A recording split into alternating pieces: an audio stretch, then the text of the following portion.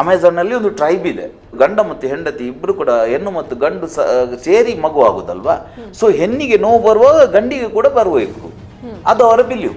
So ಅದು ಎಷ್ಟೋ ಸಾವಿರ ವರ್ಷ ಆದ ಕಾರಣ ಈಗ ಲಿಟ್ರಲಿ ಅವರಿಗೆ ನೋವು ಬರ್ತದೆ. ಅಯ್ಯೋ, ಈ ಇದ್ರ ಬಗ್ಗೆ ಎಲ್ಲ, ಈ ಪ್ಲಾಸಿಬೋ ಎಫೆಕ್ಟ್ ಬಗ್ಗೆ ಎಲ್ಲ ತುಂಬಾ ಸಂಶೋಧನೆ ಆಗಿದೆ. ನಿಮ್ಗೆ ಹಾವು ಕಚ್ಚಿದ್ರೆ ಕೂಡ ನಿಮ್ಗೆ ಹಾವು ಅಂತ ಗೊತ್ತಿಲ್ಲ ಇದ್ರೆ ವಿಷಯ ಹೋಗುದಿಲ್ಲ ಬಾಡಿಗೆ. ನನಗೆ ಯಾರ ಮಾಟ ಮಾಡಿದ್ದಾರೆ, ನನ್ನ ಮನೆ ವಾಸ್ತು ಸರಿ ಇಲ್ಲ, ನನ್ನ ಹೆಂಡತಿ ನನಗೆ ದುರದೃಷ್ಟ, ಈ ರೀತಿ ಎಲ್ಲ ನೀವು ಬಿಲಿ ಮಾಡ್ತಾ ಹೋದ್ರೆ ಅಂಥದ್ದೇ ನಡೀತಾ ಹೋಗ್ತದೆ. ಮನುಷ್ಯನಿಗೆ ಇರುವುದು ಆಹಾರ, ಭಯ, ನಿದ್ರೆ, ಮೈಥುನ. ಮನುಷ್ಯನಿಗೆ ಅಂತಲ್ಲ, ಎಲ್ಲ ಜೀವಿಗೆ 3 ಸರ್ವೈವಲ್ಗೆ. ಇನ್ನು 4ನೇದು ಮೈಥುನ ಇದೆ ಅಲ್ವಾ, ಅದು ನಿಜವಾಗಿ ನಿಮ್ಗೆ ಬೇಕಿಲ್ಲ. ಈಗ ಒಂದ್ ಕಡೆ ಈಗ ರಾಮಕೃಷ್ಣರನ್ನ ಕೂರಿಸಿ ಹಣ್ಣು ಕಾಯಿ ಪೂಜೆ ಮಾಡೋರು ಇದ್ದಾರೆ, ಒಂದು ಪದ್ಧತಿ. ಅದೇ ಇನ್ನೊಂದ್ ಕಡೆ ದೇವಿಯನ್ನ ಕೂರಿಸಿ ಅವಳಿಗೆ ಶಿವನ ಅವತಾರವನ್ನ ಕೂರಿಸಿ ಅವನಿಗೆ ಒಂದು ಮದ್ಯಾನೋ ಅಥವಾ ಒಂದು ಮಾಂಸನೋ ನೈವೇದ್ಯ ಮಾಡೋರು ಇದ್ದಾರೆ. ಇದು ಕಾನ್ಸೆಪ್ಟ್ ಹೇಗೆ ಅಂತ? ದೇವರನ್ನ ಕಾನ್ಸೆಪ್ಟ್ ಇರ್ಲಿಲ್ಲ ನಮ್ಮದ್ರಲ್ಲಿ, ದೇವತೆಗಳ ಕಾನ್ಸೆಪ್ಟ್ ಇತ್ತು. ಯಾರು ಅಗ್ನಿ, ವಾಯು, ವರುಣ, ಇಂದ್ರ, ದೇವರನ್ನ ಕಾನ್ಸೆಪ್ಟ್ ಬರುದಿಲ್ಲ. ಶನಿವಾರ ಹಾಕುದು ಯಾಕೆ ಅಂತ ಹೇಳಿದ್ರೆ ನಮ್ಮ ನೆನಪಿಗೆ ಪಿತೃಋಣ, ಋಷಿ ಋಣ ಮತ್ತು ದೇವಋಣ ಇದನ್ನು ನಿಮ್ಗೆ ತೀರಿಸ್ಲಿಕ್ಕೆ ಆಗುದಿಲ್ಲ.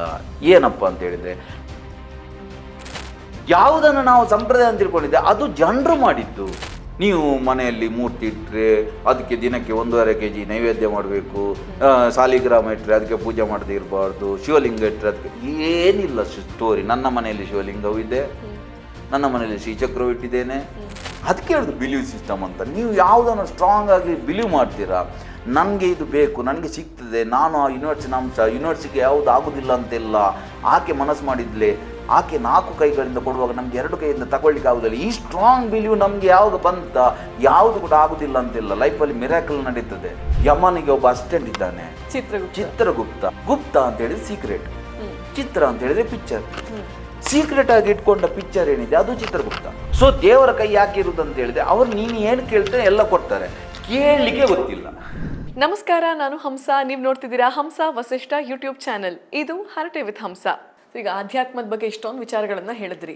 ಈಗ ನಮ್ಮಂತ ಸಾಮಾನ್ಯ ಜನತೆ ಮನ್ಸಲ್ಲಿ ಒಂದು ಪ್ರಶ್ನೆ ಪುನಃ ಬಂತಲ್ವಾ, ಸಾಮಾನ್ಯ ಜನ ಅಂತ. ಸಾಮಾನ್ಯ ಜನ ಅಂತ ಯಾರಿಲ್ಲ. ಒಂದು ಪ್ರಶ್ನೆ ಬರುತ್ತೆ. ಈಗ ಸರ್ ನೀವು ಆಧ್ಯಾತ್ಮ ಸಾಧನೆ ಮಾಡಿ ಅಂತ ಹೇಳ್ತೀರಾ, ಎಲ್ಲಿ ಸರ್ ಬೆಳಗ್ಗೆ ಎದ್ದು ಅಡುಗೆ ಮಾಡು, ತಿಂಡಿ ಮಾಡು, ಮನೆ ಕೆಲಸ ಮಾಡು, ಮಕ್ಕಳು ನೋಡ್ಕೋ, ಯಾವಾಗ ಸರ್ ಟೈಮ್ ಇದೆ ಅಂತ ಪ್ರಶ್ನೆ ಎಲ್ರಿಗೂ ತಲೆಗೆ ಬಂದಿರ್ತೀವಿ ನೋಡ್ತಿರೋರಿಗೆ. ಏನ್ ಮಾಡೋದು ಸರ್? ಅದೇ ಹೇಳುದು ನಾನು ಹೇಳುದು ಅವರಿಗೆ, ಯಾರು ಅಡಿಗೆ ಮಾಡುವವರಿಗೆ, ತಿನ್ನುವವರಿಗೆ ಹೇಳುದು ನಾನು. ಓಕೆ, ನಮ್ಮಲ್ಲಿ ಏನಾಗಿದೆ ಅಂತ ಹೇಳಿದ್ರೆ ಬೆಳಿಗ್ಗೆ ಯೋಗ ಮಾಡಿ, ನನಗೆ ಹೇಳ್ತಾರೆ ಕೆಲವರು ಡಾಕ್ಟರ್ಸ್ ಎಲ್ಲ, ನನ್ನ ಸ್ಟೂಡೆಂಟ್ಸ್ ಇದ್ದಾರೆ, ಅವ್ರು ಹೇಳ್ತಾರೆ ಸ್ವಲ್ಪ ಹೆಲ್ತ್ ಬಗ್ಗೆ ತಗೊಳ್ಳಿ. ನಾನು ಮೊದಲು ದಿನಕ್ಕೆ 2 ಸಲ ಜಿಮ್ಮಿಗೆ ಹೋಗ್ತಿದ್ದೆ. ಸೊ ನನಗೆ ತುಂಬ ಶೌಕಿತ್ತು ದೇಹದ್ದು. ಆಯಿತು, ಒಂದು ಸ್ಟೇಜ್ ಅದು. ಈಗ ನನಗೆ ಮೈಂಡ್ನ ಬಗ್ಗೆ ಆಸಕ್ತಿ ಬಂದಿದೆ. ಸೊ ಮೈಂಡಿಗೋಸ್ಕರ ನಾನು ದಿನಕ್ಕೆ 6-7 ಗಂಟೆ ಅದಕ್ಕೆ ಕೊಡಬೇಕಾಗ್ತದೆ. ಅದು ಹೊರಗಿನವರಿಗೆ ಕಾಣೋದಿಲ್ಲ. ಸೊ ಹೇಳ್ತಾರೆ ಸ್ವಲ್ಪ ಟೈಮ್ ಕೊಡಬೇಕು ಹೆಲ್ತ್ ಬಗ್ಗೆ ಕೂಡ. ಹೌದು, ಅದು ತಪ್ಪು ಅಂತ ಹೇಳುವುದಿಲ್ಲ. ಬಟ್ ಏನಪ್ಪ ಅಂತ ಹೇಳಿದರೆ, ಕೆಲವರು ಹೇಳ್ತಾರೆ ಬೆಳಿಗ್ಗೆ ಎದ್ದು ಯೋಗ ಮಾಡಬೇಕು, ಪ್ರಾಣಾಯಾಮ ಮಾಡಬೇಕು. ಒಂದು ಯೋಗ ಮಾಡಬೇಕಾದ್ರೆ 1 hour ಬೇಕು ಕಮ್ಮಿ ಅಂದರು. ಇನ್ನು ಎಕ್ಸಸೈಸ್ ಮಾಡಬೇಕಾದ್ರೆ 2 hours ಬೇಕು ಜಿಮ್ಮಿಗೆ ಹೋಗಿ ಬರಲಿಕ್ಕೆ. ಇನ್ನು ಪ್ರಾಣಾಯಾಮಕ್ಕೆ ಒಂದು 1/2-3/4 ಗಂಟೆ ಬೇಕು. ನಂತರ ಪೂಜೆ ಮಾಡಿ ಅಂತ ಹೇಳ್ತಾರೆ. ಪೂಜೆ ಮಾಡುವಾಗ ಡೈರೆಕ್ಟ್ ಕೂತು ಪೂಜೆ ಮಾಡ್ಲಿಕ್ಕೆ ಆಗ್ತದೆ. ಅದ್ರ ಮೊದಲು ಕ್ಲೀನ್ ಮಾಡೋದು, ಅಲಂಕಾರ ಮಾಡೋದು, ಅದಕ್ಕೆ ಎಷ್ಟು ಟೈಮ್ ಹೋಗುದಿಲ್ಲ ತೊಳಿಲಿಕ್ಕೆ. ಅದ್ರ ನಂತರ ಮನೆ ಕ್ಲೀನ್ ಮಾಡ್ಲಿಕ್ಕೆ ಇದೆ, ಟಾಯ್ಲೆಟ್ ತೊಳಿಲಿಕ್ಕೆ ಇದೆ, ಅಡಿಗೆ ಮಾಡ್ಲಿಕ್ಕೆ ಇದೆ. ಸೊ ಯಾವುದನ್ನು ಮಾಡುದು?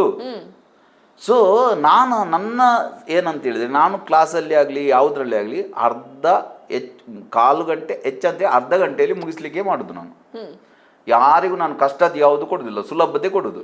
ತುಂಬಾ ಜನ ನನ್ನನ್ನು ಇಷ್ಟಪಡ್ತಾರೆ. ಯಾಕೆಂತ ಹೇಳಿದ್ರೆ ಅದಕ್ಕೋಸ್ಕರ ನಾನು ಸುಲಭತೆ ಹೇಳುದು. ನನಗೂ ಹೇಳ್ಕೊಡಿ ಆ ಸುಲಭ. ನೀವು ಇಷ್ಟಪಡುದಿಲ್ಲ ಯಾಕೆಂತೇಳಿ ನಿಮ್ಗೆಲ್ಲ ಕಾಂಪ್ಲಿಕೇಟೆಡ್ ಕೇಳಿ.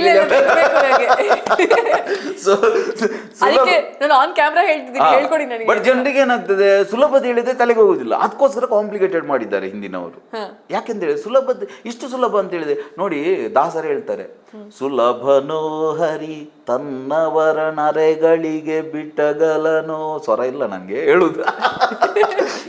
ಸುಲಭನೋ ಹರಿ ತನ್ನವರ ಅರೆಗಳಿಗೆ ಬಿಟ್ಟಗಲನೋ ಅಂತ ಹೇಳ್ತಾರೆ. ಹೌದಲ್ವಾ? ರಮಾಧವನ ಒಲಿಸಲರಿಯದೆ ಪಾಮರರು ಬಳಲುವರು ಭವದೊಳಗೆ. ಭವ ಅಂತ ಹೇಳಿದ್ರೆ ಭೂಮಿ, ಸಂಸಾರ. ಸೊ ರಮಾಧವನ ವಿಷ್ಣುವನ್ನ ಒಲಿಸ್ಲಿಕ್ಕೆ ಅರಿಯದೆ ಪಾಮರರು ಬಳಲುವರು.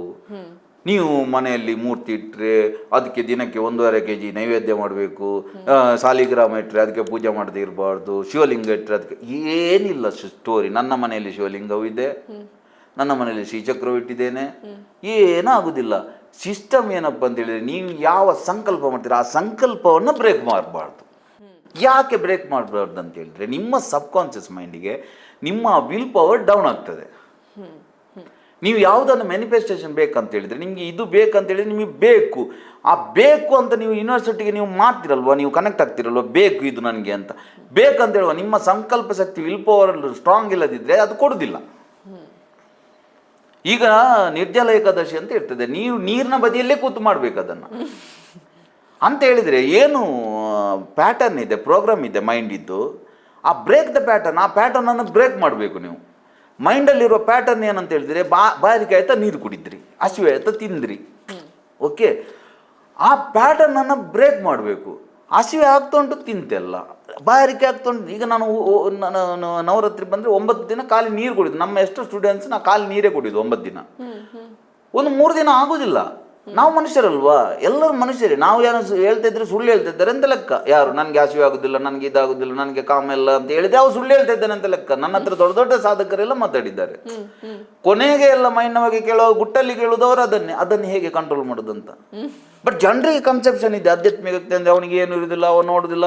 ನೋಡಿ, ಸನ್ಯಾಸ ದೀಕ್ಷೆ ಕೊಡುವಾಗಲೇ ಅವರಿಗೆ ಹೇಳ್ತಾರೆ ಗುರು ಅಂತ ಹೇಳಿ, ಪುರುಷನಿಗೆ ಕೊಡೋ ಕಾರಣ ಪುರುಷನಿಗೆ ಅಂತ ಹೇಳ್ತಾರೆ, ಅದು ಎಲ್ಲ ಮನುಷ್ಯರಿಗೆ ಸೇಮ್ ಅಂತ ಹೇಳಿದರೆ 3 ಕ್ಷಣ ಹೆಣ್ಣಿನ ಎದೆ ಭಾಗ ನೋಡ್ಬೋದು ಅಂತ ನೋಡ್ಬೋದು ಅಂತೇಳಿ ನೋಡಿ ಅಂತಲ್ಲ, ಅರ್ಥ ಆಗ್ತುಂಟಲ್ವ, ನೋಡ್ಬೋದು. ನಂತರ ಪಾದ ನೋಡ್ಬೇಕಂತ ಅಂದರೆ 3 ಸಲ ನೋಡ್ಬೋದು, ನಂತರ ನೋಡಿ ಅಂತಲ್ಲ. ಅಂತ ಹೇಳಿದರೆ ನ್ಯಾಚುರಲ್ ಆಗಿ ನಮ್ಮ ಪ್ರೋಗ್ರಾಮಿಂಗ್ ಇರುವುದೇ ಅದೇ. ತಾಯಿಯ ಎದೆಯನ್ನು ನೋಡದಿದ್ದರೆ ಮಗು ಬದುಕಲಿಕ್ಕೆ ಆಗೋದಿಲ್ಲ. ಸೊ ಪ್ರೋಗ್ರಾಮಿಂಗ್ ಇದೆ, ಅವನ ಆಹಾರ ಅವ ಬದುಕಬೇಕಾದ್ರೆ ಅವನ ಆಹಾರ ಇರುವುದಲ್ಲಿ. ಸೊ ಅಲ್ಲಿಗೆ ಏನು ಪ್ರೋಗ್ರಾಮ್ ಆಗಿದೆ, ಆಟೋಮೆಟಿಕಲಿ ಅಲ್ಲಿಗೆ ಕಣ್ಣು ಹೋಗ್ತದೆ. ಅದು ಹೋಗುವುದು ತಪ್ಪು ಅಂತ ಹೇಳುವುದಿಲ್ಲ ಸನ್ಯಾಸದಲ್ಲಿ ಕೂಡ. ಹೋದರೆ ನೀನು ಪ್ರಯತ್ನಪೂರ್ವಕವಾಗಿ ಕೆಳಗೆ ನೋಡಬೇಕು, ಅರ್ಥ ಆಗ್ತಾ ಉಂಟಲ್ವಾ. ಸೊ ಇಷ್ಟೇ ಸಿಂಪಲ್. ನಮ್ಮ ಹೇಗೆ ಪ್ರೋಗ್ರಾಮಿಂಗ್ ಇದೆ ಅದನ್ನು ಬ್ರೇಕ್ ಮಾಡಬೇಕಂತ ಹೇಳೋದು. ಸೊ ಪ್ರೋಗ್ರಾಮಿಂಗನ್ನು ಬ್ರೇಕ್ ಮಾಡೋದು ಹೇಗೆ ಅಂತ ಹೇಳಿದರೆ, ನಮಗೆ ಏನು ನ್ಯಾಚುರಲ್ ಇದೆ, ನಮಗೆ ಈಗ ಹಸಿವಾಗ ನಾನು ತಿನ್ನೋದಿಲ್ಲ, ಆಗ ದೇಹ ತನ್ನ ಸ್ಟೋರಿ ತೋರಿಸ್ತದೆ. ನಮಗೆ ಯಾಕೆ ಉಪವಾಸ ಮತ್ತು ವ್ರತವನ್ನು ಒಟ್ಟಿಗೆ ಮಿಕ್ಸ್ ಮಾಡಿದ್ದಂತ ಹೇಳಿದರೆ, ಉಪವಾಸ ಮಾಡಿದಾಗ ದೇಹದಲ್ಲಿ ಕೆಲವು ಬದಲಾವಣೆ ಬರ್ತದೆ. ಏನು ಬದಲಾವಣೆ ಅಂತ ಹೇಳಿದರೆ, ಅದು ಮೊದಲು ಫುಡ್ ಕೇಳ್ತದೆ, ನೀವು ಫುಡ್ ಕೊಡ್ತಾ ಇಲ್ಲ. ಯಾಕೆ ಕೊಡ್ತಾ ಇಲ್ಲ ಅದಕ್ಕೆ ಗೊತ್ತಿಲ್ಲ. ಸಬ್ಕಾನ್ಷಿಯಸ್ ಮೈಂಡಿಗೆ ಸತ್ಯ, ಸುಳ್ಳು, ರಿಯಾಲಿಟಿ, ಇಮ್ಯಾಜಿನೇಷನ್ ಏನಿಲ್ಲ, ಅದರ ಮೂಲಕವೇ ನಾವು ಪ್ರೋಗ್ರಾಮಿಂಗ್ ಮಾಡೋದು. ಅದನ್ನು ಇಮ್ಯಾಜಿನೇಷನೇ ಮುಖ್ಯ. ಅದಕ್ಕೆ ಹೇಳೋದು ಕಲ್ಪವೃಕ್ಷ ಅಂತ. ಯಾವುದನ್ನು ನೀವು ಕಲ್ಪನೆ ಮಾಡ್ತೀರಾ ಅದು ಸಿಗ್ತದೆ, ಅದು ಕಲ್ಪವೃಕ್ಷ. ಯಾವುದನ್ನು ಚಿಂತನೆ ಮಾಡ್ತೀರಾ ಅದು ಸಿಗ್ತದೆ, ಅದು ಚಿಂತಾಮಣಿ. ಯಾವುದನ್ನು ಕಾಮಿಸ್ತೇವೋ ಬಯಸ್ತೇವೋ ಅದು ಸಿಗ್ತದೆ, ಅದು ಕಾಮಧೇನು. ಇದು 3 ಸ್ವರ್ಗದಲ್ಲಿದೆ ಅಂತ ಹೇಳಿದ್ರೆ ನಿಮ್ಮಲ್ಲಿದೆ. ನೀವು ಚಿಂತನೆ, ಬಯಕೆ, ಕಾಮನೆ ಈ ಮೂಲಕವೇ ನೀವು ಪಡೆಯಲಿಕ್ಕೆ ಆಗೋದು ಕಲ್ಪವೃಕ್ಷ, ಕಲ್ಪನೆ. ಈಗ ನಿಮಗೆ ಒಂದು ಯಾವುದಾದ್ರೂ ಹಾರರ್ ಮೂವಿ ನೋಡಿದರೆ ನಿಮಗೆ ನೋವು ಭಯ ಆಗ್ತದೆ, ನಿಮಗೆ ಗೊತ್ತಿಲ್ವ ಅದು ಸುಳ್ಳು ಅಂತ. ಗೊತ್ತಿರೋದು 10% ಕಾನ್ಷಿಯಸ್ ಮೈಂಡಿಗೆ, ಸಬ್ ಕಾನ್ಷಿಯಸ್ ಮೈಂಡಿಗೆ ಗೊತ್ತಿಲ್ಲ. ಯಾವುದಾದ್ರೂ ಸಾಯುವ ದೃಶ್ಯವ, ಲವ್ ಫೇಲ್ಯೂರ್ ನೋಡಿದರೆ ನಿಮಗೆ ಅಳು ಬರ್ತದೆ, ನಿಮ್ಗೆ ಗೊತ್ತಿಲ್ವ ಅದು ಲವ್ ಫೇಲ್ಯೂರ್ ಆಗಲಿಲ್ಲ, ಅವ್ರು ನಾಟಕ ಮಾಡೋದಂತ. ನಿಮಗೆ ಕಾನ್ಷಿಯಸ್ಲಿ ಗೊತ್ತಿದೆ, ಸಬ್ ಕಾನ್ಷಿಯಸ್ ಮೈಂಡಿಗೆ ಗೊತ್ತಿಲ್ಲ. ಸೊ ಸಬ್ ಕಾನ್ಷಿಯಸ್ ಮೈಂಡಿಗೆ ಇಮ್ಯಾಜಿನೇಷನ್ ಮಾಡುವ ಮೂಲಕವೇ ಅದು ಒಪ್ಪಿಕೊಂಡಿದ್ದು ಇಷ್ಟರವರೆಗೆ. ನೀವು ಏನೆಲ್ಲ ಬಿಲೀವ್ ಇದೆ, ಏನೆಲ್ಲ ಧರ್ಮಗಳಿದೆ ಭೂಮಿ ಮೇಲೆ, ಎಲ್ಲ ಬಂದದ್ದು ಇದೆ ಬಿಲೀವಿಂದ. ಯಾವಾಗ ನೀವು ಬಿಲೀವ್ ಸ್ಟ್ರಾಂಗ್ ಆಗ್ತಾ ಹೋಗ್ತದ, ನಿಮ್ಮ ಮೈಂಡ್ ಅದನ್ನು ಎಕ್ಸೆಪ್ಟ್ ಮಾಡ್ತಾ ಹೋಗ್ತದೆ. ಅಮೆಝಾನಲ್ಲಿ ಒಂದು ಟ್ರೈಬ್ ಇದೆ, ಅವರಲ್ಲಿ ಒಂದು ಸಿಸ್ಟಮ್ ಬಂದಿತ್ತು ಎಷ್ಟೋ 1000 ವರ್ಷ ಮೊದಲು. ಹೆಣ್ಣು ಮತ್ತು ಗಂಡು, ಗಂಡ ಮತ್ತು ಹೆಂಡತಿ ಇಬ್ಬರು ಕೂಡ, ಹೆಣ್ಣು ಮತ್ತು ಗಂಡು ಸೇರಿ ಮಗು ಆಗುದಲ್ವಾ. ಸೊ ಹೆಣ್ಣಿಗೆ ನೋವು ಬರುವಾಗ ಗಂಡಿಗೆ ಕೂಡ ಬರಬೇಕು, ಅದು ಅವರ ಬಿಲೀವ್. ಸೊ ಹೆಣ್ಣಿಗೆ ಅಲ್ಲಿ ಹೆಂಡತಿಗೆ ನೋವು ಬರುವಾಗ ಇವ ಹೊರಗೆ ಹೊರಳಾಡಬೇಕು, ಸೇಮ್ ಅವಳ ಥರವೇ. ಇದು ಅವರೊಂದು ಕಲ್ಚರ್, ಅರ್ಥ ಆಗ್ತಾ ಉಂಟಲ್ವಾ. ಸೊ ಅದು ಎಷ್ಟೋ 1000 ವರ್ಷ ಆದ ಕಾರಣ ಈಗ ಉಂಟಲ್ವಾ, ಅವರ ಅಜ್ಜ ಹೊರಳಾಡೋದು ನೋಡಿದ್ದಾನೆ, ಅಪ್ಪ ಹೊರಳಾಡೋದು ನೋಡಿದ್ದಾನೆ. ನೋಡಿ ನೋಡಿ ನೋಡಿ ನೋಡಿ ಅವರ ಮನಸ್ಸು ಒಪ್ಪಿಕೊಳ್ಳಿಕ್ಕೆ ಸ್ಟಾರ್ಟ್ ಆಗಿದೆ. ಹೆಣ್ಣಿನಿಗೆ ನೋವಾಗುವಾಗ ಗಂಡನಿಗೆ ಕೂಡ ಬರ್ತದೆ ಅಂತ ನೋವು. ಈಗ ಲಿಟ್ರಲಿ ಅವರಿಗೆ ನೋವು ಬರ್ತದೆ. ಅಯ್ಯೋ, ಸೈಂಟಿಸ್ಟ್ ಎಲ್ಲ ಹೋಗಿ ಅದ್ರ ಬಗ್ಗೆ ಸಂಶೋಧನೆ ಮಾಡಿದ್ದಾರೆ, ಎಲ್ಲ ಮಾಡಿದ್ದಾರೆ. ಎಲ್ಲರಿಗೆ ಲಿಟ್ರಲಿ ಪೇನ್ ಬರ್ತಾ ಉಂಟು. ಈಗ ಅವರಿಗೆ ನೀವು ಹೊರಗಿನವರಿಗೆ ನಗು ಬರ್ತದೆ. ಯಾಕೆಂತ ಹೇಳಿದ್ರೆ ನಿಮಗೆ ಗೊತ್ತಿದೆ ಹೆಣ್ಣಿಗೆ ಬರುವ ಗಂಡಿಗೆ ಬರೋದಿಲ್ಲ ಅಂತ. ಬಟ್ ಅವರಿಗೆ ಅದು ರಿಯಾಲಿಟಿ. ಈಗ ನೀವು ಅಲ್ಲಿ ಹೋಗಿ ಹೇಳಿದ್ರೆ ಹೆಣ್ಣಿಗೆ ನೋವು ಬರುವ ಗಂಡಿಗೆ ನೋವು ಬರೋದಿಲ್ಲ ಅಂತ ಹೇಳಿದ್ರೆ ಅವ್ರು ನಿಮ್ಮ ಮೇಲೆ ಅಟ್ಯಾಕ್ ಮಾಡ್ತಾರೆ. ಅವರಿಗೆ ಲಿಟ್ರಲಿ ಪೇನ್ ಬರ್ತಾ ಉಂಟು. ಅವರಿಗೆ ಅದು ರಿಯಾಲಿಟಿ. ಯಾಕೆಂದರೆ ಬ್ರೈನ್ ಯಾವುದನ್ನು ಆಕ್ಸೆಪ್ಟ್, ಮೈಂಡ್ ಯಾವುದನ್ನು ಆಕ್ಸೆಪ್ಟ್ ಮಾಡ್ತಾರೋ ಬಾಡಿ ಅದನ್ನು ಫಾಲೋ ಮಾಡ್ತದೆ. ಮೈಂಡ್ ಮತ್ತು ಬಾಡಿ ಬೇರೆ ಬೇರೆ ಅಲ್ಲ. ಬಾಡಿಯ ಸೂಕ್ಷ್ಮ ರೂಪ ಮನಸ್ಸು, ಮನಸ್ಸಿನ ಸ್ಥೂಲ ರೂಪ ಬಾಡಿ. ಸೊ ಈ ರೀತಿ ವರ್ಕ್ ಆಗೋದು. ಏನು ಕ್ವಶನ್ ಕೇಳಿದ್ದು ನೀವು? ಆಧ್ಯಾತ್ಮ ಹೇಗೆ ಸಾಧನೆ ಶುರು ಮಾಡೋದು? ಸೊ ಸಾಧನೆ ಮಾಡೋದು ಅಂತ ಹೇಳಿದ್ರೆ ನಮಗೆ ಕಷ್ಟ ಮಾಡಿದ್ದಾರೆ. ಕಷ್ಟ ಮಾಡಿದ ನಂತರ ನಮ್ಗೆ ಹಾಗೆ ಅನಿಸ್ತಾ ಉಂಟು ಅಧ್ಯಾತ್ಮ ಅಂತ ಹೇಳಿದ್ರೆ ಕಷ್ಟ ಅಂತ. ನಿಜವಾಗಿ ಸುಲಭನೋ ಹರಿ, ಅವ ಇಲ್ಲೇ ಇದ್ದಾನೆ, ತದೇ ಜೊತೆ ಅದು ಓಡ್ತಾ ಇದೆ. ಬ್ರಹ್ಮಾಂಡ ಎಷ್ಟು ವಿಶಾಲವಾಗಿದೆ, ಎಷ್ಟು ನಮ್ಗೆ ಇನ್ನೂ ಕೂಡ ಮಂಗಳ ಗ್ರಹ ಮುಟ್ಲಿಕ್ಕೆ ಆಗ್ಲಿಲ್ಲ. ತನ್ನೇ ಜೊತೆ ಅದು ಇಲ್ಲೇ ಇದೆ. ಬ್ರಹ್ಮಾಂಡ ಅಂತ ಹೇಳಿ ಬೇರೆಲ್ಲ, ಎಲ್ಲ ಬ್ರಹ್ಮಾಂಡವೇ ಅಲ್ವಾ? ತದ್ದೂರೇ, ಅದು ಎಷ್ಟು ದೂರ ಇದೆ, ತತ್ವಂತಿಕೆ ಇಲ್ಲೇ ಇದೆ. ಅದು ತದಂತರಸ್ಯ ಸರ್ವಸ್ಯ, ಎಲ್ಲದರ ಒಳಗೆ ಇದೆ. ತದು ಸರ್ವಸ್ವಾಸ್ಯ ಭಾಯತೆ, ಎಲ್ಲದರ ಹೊರಗೆ ಇದೆ. ಸೊ ತುಂಬ ಸುಲಭ. ಒಬ್ಬರು ಪಂಡಿತರು ಪ್ರವಚನ ಮಾಡ್ತಾ ಇದ್ರಂತೆ ಸಂಜೆ ಹೊತ್ತು. ಆಗ ಟಿ ವಿ ಎಲ್ಲ ಇರಲಿಲ್ಲ. ಸಂಜೆ ಪ್ರವಚನ ಮಾಡೋದು, ಮಳೆಗಾಲದ ಸಂಜೆ ಪ್ರವಚನ ಮಾಡ್ತಾ ಅವರಿಗೆ ಚಹಾ ಕುಡಿಯುವ ಅಂತ ಅನಿಸ್ತು ಉಂಟು. ಚಹಾ ಕುಡಿಯುವ ಅಂತ ಅನಿಸಿದಾಗ ಏನಾಯ್ತು ಅಂತೇಳಿ ಚಹಾ ಕುಡಿಯೋ, ಬಟ್ ಹಾಲಿನವಳು ಬರಲಿಲ್ಲ. ಚಹಾ ಕುಡಿದಾಗ ಇದೇ ತಲೆಯಲ್ಲಿದೆ ಅವರಿಗೆ. ಪ್ರವಚನ ಎಲ್ಲ ಮುಗೀತು, ಚಳಿ ಆಗ್ತುಂಟು, ಚಹಾ ಕುಡಿಯುವಂತ ಅನ್ನಿಸ್ತುಂಟು. ಹಾಲಿನವಳು ಬರಲಿಲ್ಲ, ತುಂಬ ಲೇಟಾಗಿ ಬಂದಳು. ಬಂದಾಗ ಇವರು ಹೇಳಿದ್ರು, ಹಾಲು ತರಲಿಕ್ಕೆ ಆಗೋದಿಲ್ಲ ಬೇಗ. ಹೇಗೆ ಸ್ವಾಮಿ ನಾನು ತರುವುದು? ಒಂದು ಚಿಕ್ಕ ತೊರೆ ಇದೆ, ಒಂದಿಷ್ಟು ನೀರು ಬರುವಂತ. ಆ ತೊರೆ ದಾಟಿ ಬರಬೇಕು. ತೊರೆಯಲ್ಲಿ ತುಂಬ ನೀರಿತ್ತು, ಹೇಗೆ ಬರುವುದು ನಾನಂತ ಕೇಳಿದ್ರು. ಪಂಡಿತರು ಪ್ರವಚನದ ಮೂಡಲ್ಲಿದ್ದರು. ಪಂಡಿತರು ಹೇಳಿದ್ರಂತೆ, ಕೃಷ್ಣ ಕೃಷ್ಣ ಅಂತ ಸಂಸಾರ ಸಾಗರವನ್ನೇ ದಾಟಬಹುದು, ನಿನಗೆ ಒಂದಿಷ್ಟು ಚಿಕ್ಕ ತೊರೆಯನ್ನು ದಾಟಲಿಕ್ಕೆ ಆಗೋದಿಲ್ವಾ? ಸೊ ನೀವಾಗ ಕೇಳಿದ್ರಿ ಹೇಗೆ ಮುಗ್ಧರಿಗೆಲ್ಲ ಸಿಕ್ಕಿದ್ದಂತ. ಮುಗ್ಧರಿಗೆ ಯಾಕೆ ಸಿಕ್ಕಿದ್ರೆ ಕಾನ್ಷಿಯಸ್ ಮೈಂಡ್ ಇಲ್ಲ ಮುಗ್ಧರಿಗೆ. ಚಿಕ್ಕ ಮಕ್ಕಳಿಗೆ ಹೇಗೆ ಸಿಗೋದು? ಅವ್ರಿಗೆ ಕಾನ್ಷಿಯಸ್ ಮೈಂಡ್ ಸ್ಟ್ರಾಂಗ್ ಇರೋದಿಲ್ಲ. ನಮಗೆ ಎಲ್ಲ ಗೊತ್ತಿದೆ, ಆದ್ದರಿಂದ ನಾವು ಬುದ್ಧಿವಂತರು. ಆದ್ದರಿಂದ ಕಾನ್ಷಿಯಸ್ ಮೈಂಡ್ ನಮಗೆ ಗೊತ್ತಿದೆ, ನಾವು ಸಾಮಾನ್ಯ ಮಾನವರು, ನಾವು ಹುಲ್ಲು ಮಾನವರು. ಈ ರೀತಿ ನಮಗೆ ಗೊತ್ತಿದ್ದ ಕಾರಣ ನಮಗೆ ಬಿಡುವುದಿಲ್ಲ. ನಮಗೆ ಗೊತ್ತಿದೆ ತುಂಬ ಕಷ್ಟ ಇದೆ, ತಪಸ್ಸು ಮಾಡಬೇಕು, ಇಲ್ಲದಿದ್ದರೆ ಹೇಗೆ ಆಧ್ಯಾತ್ಮಿಕ ಶಕ್ತಿಗಳು ಬರುವುದು? ಅಷ್ಟು ಮಾಡಬೇಕು, ಅಷ್ಟು ಪೂಜೆ ಮಾಡಬೇಕು, ಅಷ್ಟು ಮಂಡಲ ಮಾಡಬೇಕು, ಅಷ್ಟು ವ್ರತ ಮಾಡಬೇಕು, ಒಂದು ಕಾಲಲ್ಲಿ ನಿಂತು ತಪಸ್ಸು ಮಾಡಬೇಕು. ನಮಗೆ ಎಲ್ಲ ಗೊತ್ತಿದೆ, ಆದ್ದರಿಂದ ಮೈಂಡ್ ಒಪ್ಪಿಕೊಳ್ತಾ ಇಲ್ಲ. ಸೊ ಅವಳು ನಂಬಿದ್ಲು, ಪಂಡಿತರು ಹೇಳಿದ್ದಲ್ವಾ, ಓ ಅಷ್ಟು ಸುಲಭವಾ? ನಂಬಿದ್ಲು ಅವಳು ಮುಗ್ಧತೆಯಿಂದ. ನಂಬಿದಾಗ ಏನು ಮಾಡಿದ್ಲು ಅಂತ ಹೇಳಿದರೆ, ನೀವು ಇದ್ರ ಬಗ್ಗೆ ಎಲ್ಲ ಈ ಪ್ಲಾಸಿಬೋ ಎಫೆಕ್ಟ್ ಬಗ್ಗೆ ಎಲ್ಲ ತುಂಬ ಸಂಶೋಧನೆ ಆಗಿದೆ. ನಿಮಗೆ ಹಾವು ಕಚ್ಚಿದ್ರೆ ಕೂಡ ನಿಮಗೆ ಹಾವು ಅಂತ ಗೊತ್ತಿಲ್ಲದಿದ್ರೆ ವಿಷಯ ಹೋಗುದಿಲ್ಲ ಬಾಡಿಗೆ. ಎಷ್ಟು ಸಂಶೋಧನೆ ಆಗಿದೆ ಅದರ ಮೇಲೆ. ಕೀತ್ ಬೇರೆ ಎಲ್ಲ ತುಂಬ ಸಂಶೋಧನೆ ಮಾಡಿದ್ದಾರೆ. ಡ್ರಿಂಕ್ಸ್ ಮಾಡದೆ ಕೂಡ, ನಾನು ಕ್ಲಾಸಲ್ಲೆಲ್ಲ ಡ್ರಿಂಕ್ಸ್ ಮಾಡದೆ ಕೂಡ ಟೈಟ್ ಮಾಡಿಸ್ತೇನೆ ನಾನು. ಸೊ ಮೈಂಡ್ ಎಲ್ಲವನ್ನು ಒಪ್ಪಿಕೊಳ್ತದೆ. ಒಮ್ಮೆ ಮೈಂಡ್ ಒಪ್ಪಿಕೊಂಡೆ, ಕಾನ್ಷಿಯಸ್ ಮೈಂಡ್, ಸಬ್ ಕಾನ್ಷಿಯಸ್ ಮೈಂಡ್, ಅದಕ್ಕೆ ಎಲ್ಲ ಸಾಧ್ಯ. ಓಕೆ. ಸೊ ಇವಳು ಏನು ಮಾಡಿದ್ಲು, ಮರುದಿವಸ ಕೂಡ ಪ್ರವಚನ ಆಗ್ತುಂಟು ಪಂಡಿತರದ್ದು. ಅವತ್ತು ಜೋರು ಮಳೆ. ಪಂಡಿತರು ತಿಳ್ಕೊಂಡು ಇವತ್ತು ಚಾವೇ ಬರುವುದೇ ಇಲ್ಲ. ಅವಳು ನೋಡ್ತಾರೆ, ಪ್ರವಚನದ ಮೊದಲೇ ಅವಳು ಬಂದಳು. ಅವ್ರು ಕೇಳಿದ್ರು, ಇವತ್ತು ಜಾಸ್ತಿ ಮಳೆ ಇದೆ, ಹೇಗೆ ಬಂದಿ ನೀನು? ಅದಕ್ಕೆ ಹೇಳಿದ್ಲಂತೆ, ನೀವು ಹೇಳಿದಲ್ವ ಕೃಷ್ಣ ಕೃಷ್ಣ ಅಂತ, ನಾನು ಕೃಷ್ಣ ಕೃಷ್ಣ ಹೇಳಿ ನಡ್ಕೊಂಡು ಬಂದೆ ನೀರಲ್ಲಿ. ಪಂಡಿತರಿಗೆ ಒಪ್ಪಲಿಕ್ಕೆ ಸಾಧ್ಯ ಇಲ್ಲ, ಪುಸ್ತಕದ ಜ್ಞಾನ. ಹೇಗೆ ಕೃಷ್ಣ ಕೃಷ್ಣ ಅಂತ ಹೇಳಿದ ಕೂಡಲೇ ನೀರಲ್ಲಿ ಬರುದು? ಬಂದರು, ನೋಡಿದ್ರು, ಅವಳು ಕೃಷ್ಣ ಕೃಷ್ಣ ಅಂತೇಳಿ ತೊರೆಯಲ್ಲಿ ನಡ್ಕೊಂಡು ಹೋದ್ಲು ನೀರಿನ ಮೇಲೆ. ಅದು ಹೇಗೆ? ಹೇಳಿದವರಿಗೆ ನಂಬಿಕೆ ಇಲ್ಲ. ಹೇಗೆ ಅದು ಕೃಷ್ಣ ಕೃಷ್ಣ ಅಂತೇಳಿ ಹೋಗುದು ಅಂತೇಳಿ ಪಂಚೆಯನ್ನು ಎತ್ಕೊಂಡು ಮೆಲ್ಲ ಕಾಲಿಟ್ರಂತೆ, ಕೃಷ್ಣ ಕೃಷ್ಣ ಅಂತ ಕಾಲಿಟ್ರಂತೆ ಮುಳುಗಿದ್ರಂತೆ. ಆಗ ಅವಳು ಹೇಳಿದಂತೆ, ನೀವು ಕೃಷ್ಣ ಕೃಷ್ಣ ಅಂತೇಳಿ ಪಂಚೆ ಎತ್ತಿಟ್ರೆ ಅದರ ಅರ್ಥ ಏನು ಸಬ್ ಕಾನ್ಷಿಯಸ್ ಮೈಂಡಿಗೆ? ಪಂಚೆ ಎತ್ತಿದಾಗ ನಾನು ಒದ್ದೆ ಆಗ್ತೇನೆ ಅಂತ. ಓಕೆ. ಸೊ ಈ ಸಿಗ್ನಲ್ ಹೋದಾಗ ಸಬ್ ಕಾನ್ಷಿಯಸ್ ಮೈಂಡಿಗೆ ಅದೇ ಆಗ್ತದೆ. ಅದಕ್ಕೆ ಹೇಳಿದ್ರು ಬಿಲೀವ್ ಸಿಸ್ಟಮ್ ಅಂತ. ನೀವು ಯಾವುದನ್ನು ಸ್ಟ್ರಾಂಗ್ ಆಗಿ ಬಿಲೀವ್ ಮಾಡ್ತೀರಾ, ನನಗೆ ಇದು ಬೇಕು, ನನಗೆ ಸಿಗ್ತದೆ, ನಾನು ಆ ಯೂನಿವರ್ಸಿನ ಅಂಶ, ಯೂನಿವರ್ಸಿಗೆ ಯಾವುದು ಆಗೋದಿಲ್ಲ ಅಂತೆಲ್ಲ ಆಕೆ ಮನಸ್ಸು ಮಾಡಿದ್ಲೆ, ಆಕೆ 4 ಕೈಗಳಿಂದ ಕೊಡುವಾಗ ನಮಗೆ 2 ಕೈಯಿಂದ ತಗೊಳ್ಳಿಕ್ಕೆ ಆಗೋದಿಲ್ಲ. ಈ ಸ್ಟ್ರಾಂಗ್ ಬಿಲೀವ್ ನಮಗೆ ಯಾವಾಗ ಬಂತ, ಯಾವುದು ಕೂಡ ಆಗೋದಿಲ್ಲ ಅಂತಿಲ್ಲ. ಲೈಫಲ್ಲಿ ಮಿರಾಕಲ್ ನಡೀತದೆ. ನಾವು ಸ್ವಂತ ಅನುಭವದಿಂದ ಹೇಳೋದು. ನೀವು ಯಾರೇ ದೊಡ್ಡ ಜೀವನದಲ್ಲಿ ದೊಡ್ಡ ದೊಡ್ಡ ವ್ಯಕ್ತಿಗಳಾದವ್ರ ಹತ್ರ ಕೇಳಿ, ಅವ್ರು ಹೇಳ್ತಾರೆ, ನನಗೆ ಗೊತ್ತಿಲ್ಲ, ನನಗೆ ಏನಾಗಬೇಕಂತ ಗೊತ್ತಿತ್ತು, ಹೇಗೆ ಅಂತ ಗೊತ್ತಿಲ್ಲ, ಆಟೋಮೆಟಿಕಲಿ ಆಗ್ತಾ ಹೋಯ್ತು. ಅದರ ಅರ್ಥ ನಾಳೆ ಬಂದು ಯಾರಾದ್ರು ನಿಮ್ಮ ಕಿಚಗಾನ ಆಗ್ತಾರೆ ಅಂತ ಹೇಳಿದ್ರೆ ಆಗೋದಿಲ್ಲ. ಈಗ ನಮ್ಮ ಹತ್ರವೇ ಎಷ್ಟು ಫೀಡ್ಬ್ಯಾಕ್ ಇದೆ, ನಮ್ಮ ಕ್ಲಾಸಿಗೆ ಬಂದವರು ಎಷ್ಟು ಲೈಫ್ ಚೇಂಜ್ ಆಗಿದೆ ಅಂತ ಹೇಳಿ. ಅದರ ಅರ್ಥ ನಾವು ಮಾಡಿದ್ದಲ್ಲ, ನಾವು ಮಾಡಿದ್ರೆ ಎಲ್ಲರನ್ನು ಮಾಡ್ಲಿಕ್ಕೆ ಆಗೋದಿಲ್ವಾ? ಹಾಗೆ ಆಗೋದಿಲ್ಲ. ಒಳಗೆ ಎಷ್ಟು ಸ್ಟ್ರಾಂಗ್ ಬಿಲೀವ್ ಮಾಡ್ತೀರಿ, ಅದ್ರ ಬದಲು ನೀವು ನನಗೆ ಯಾರ ಮಾಟ ಮಾಡಿದ್ದಾರೆ, ನನ್ನ ಮನೆ ವಾಸ್ತು ಸರಿ ಇಲ್ಲ, ನನ್ನ ಹೆಂಡತಿ ನನಗೆ ದುರದೃಷ್ಟ, ಈ ರೀತಿಯೆಲ್ಲ ನೀವು ಬಿಲಿ ಮಾಡ್ತಾ ಹೋದರೆ ಅಂಥದ್ದೇ ನಡೀತಾ ಹೋಗ್ತದೆ.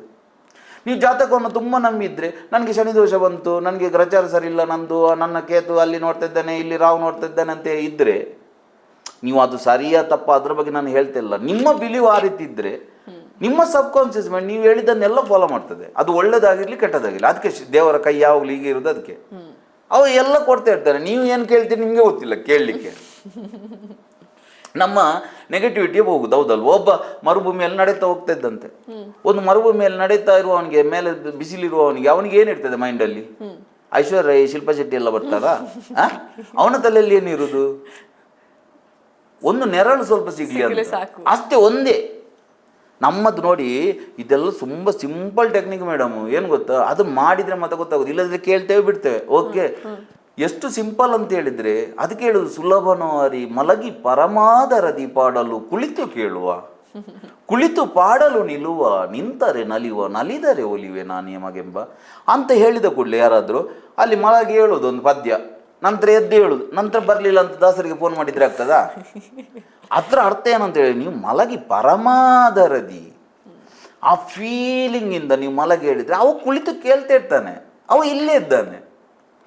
ಕುಳಿತು ಪಾಡಲು, ಕುಳಿತಂತ ಹೇಳಿದರೆ ಈ ಹಾಡ್ತಾ ಹಾಡ್ತಾ ಖುಷಿಯಿಂದ ಎದ್ದು ನಿಂತಾಗ ಅವ ನಿಲ್ತಾನೆ. ನೀವು ಪುನಃ ಖುಷಿಯಿಂದ ಆನಂದದಿಂದ ಎದ್ದು ನಿಂತಾಗ ಆತ ನಲಿತಾನೆ. ನೀವು ಪುನಃ ಆ ಫೀಲಿಂಗಲ್ಲಿ ನಲಿದ್ರೆ ಆತ ಒಲಿತಾನೆ ಅಂತ.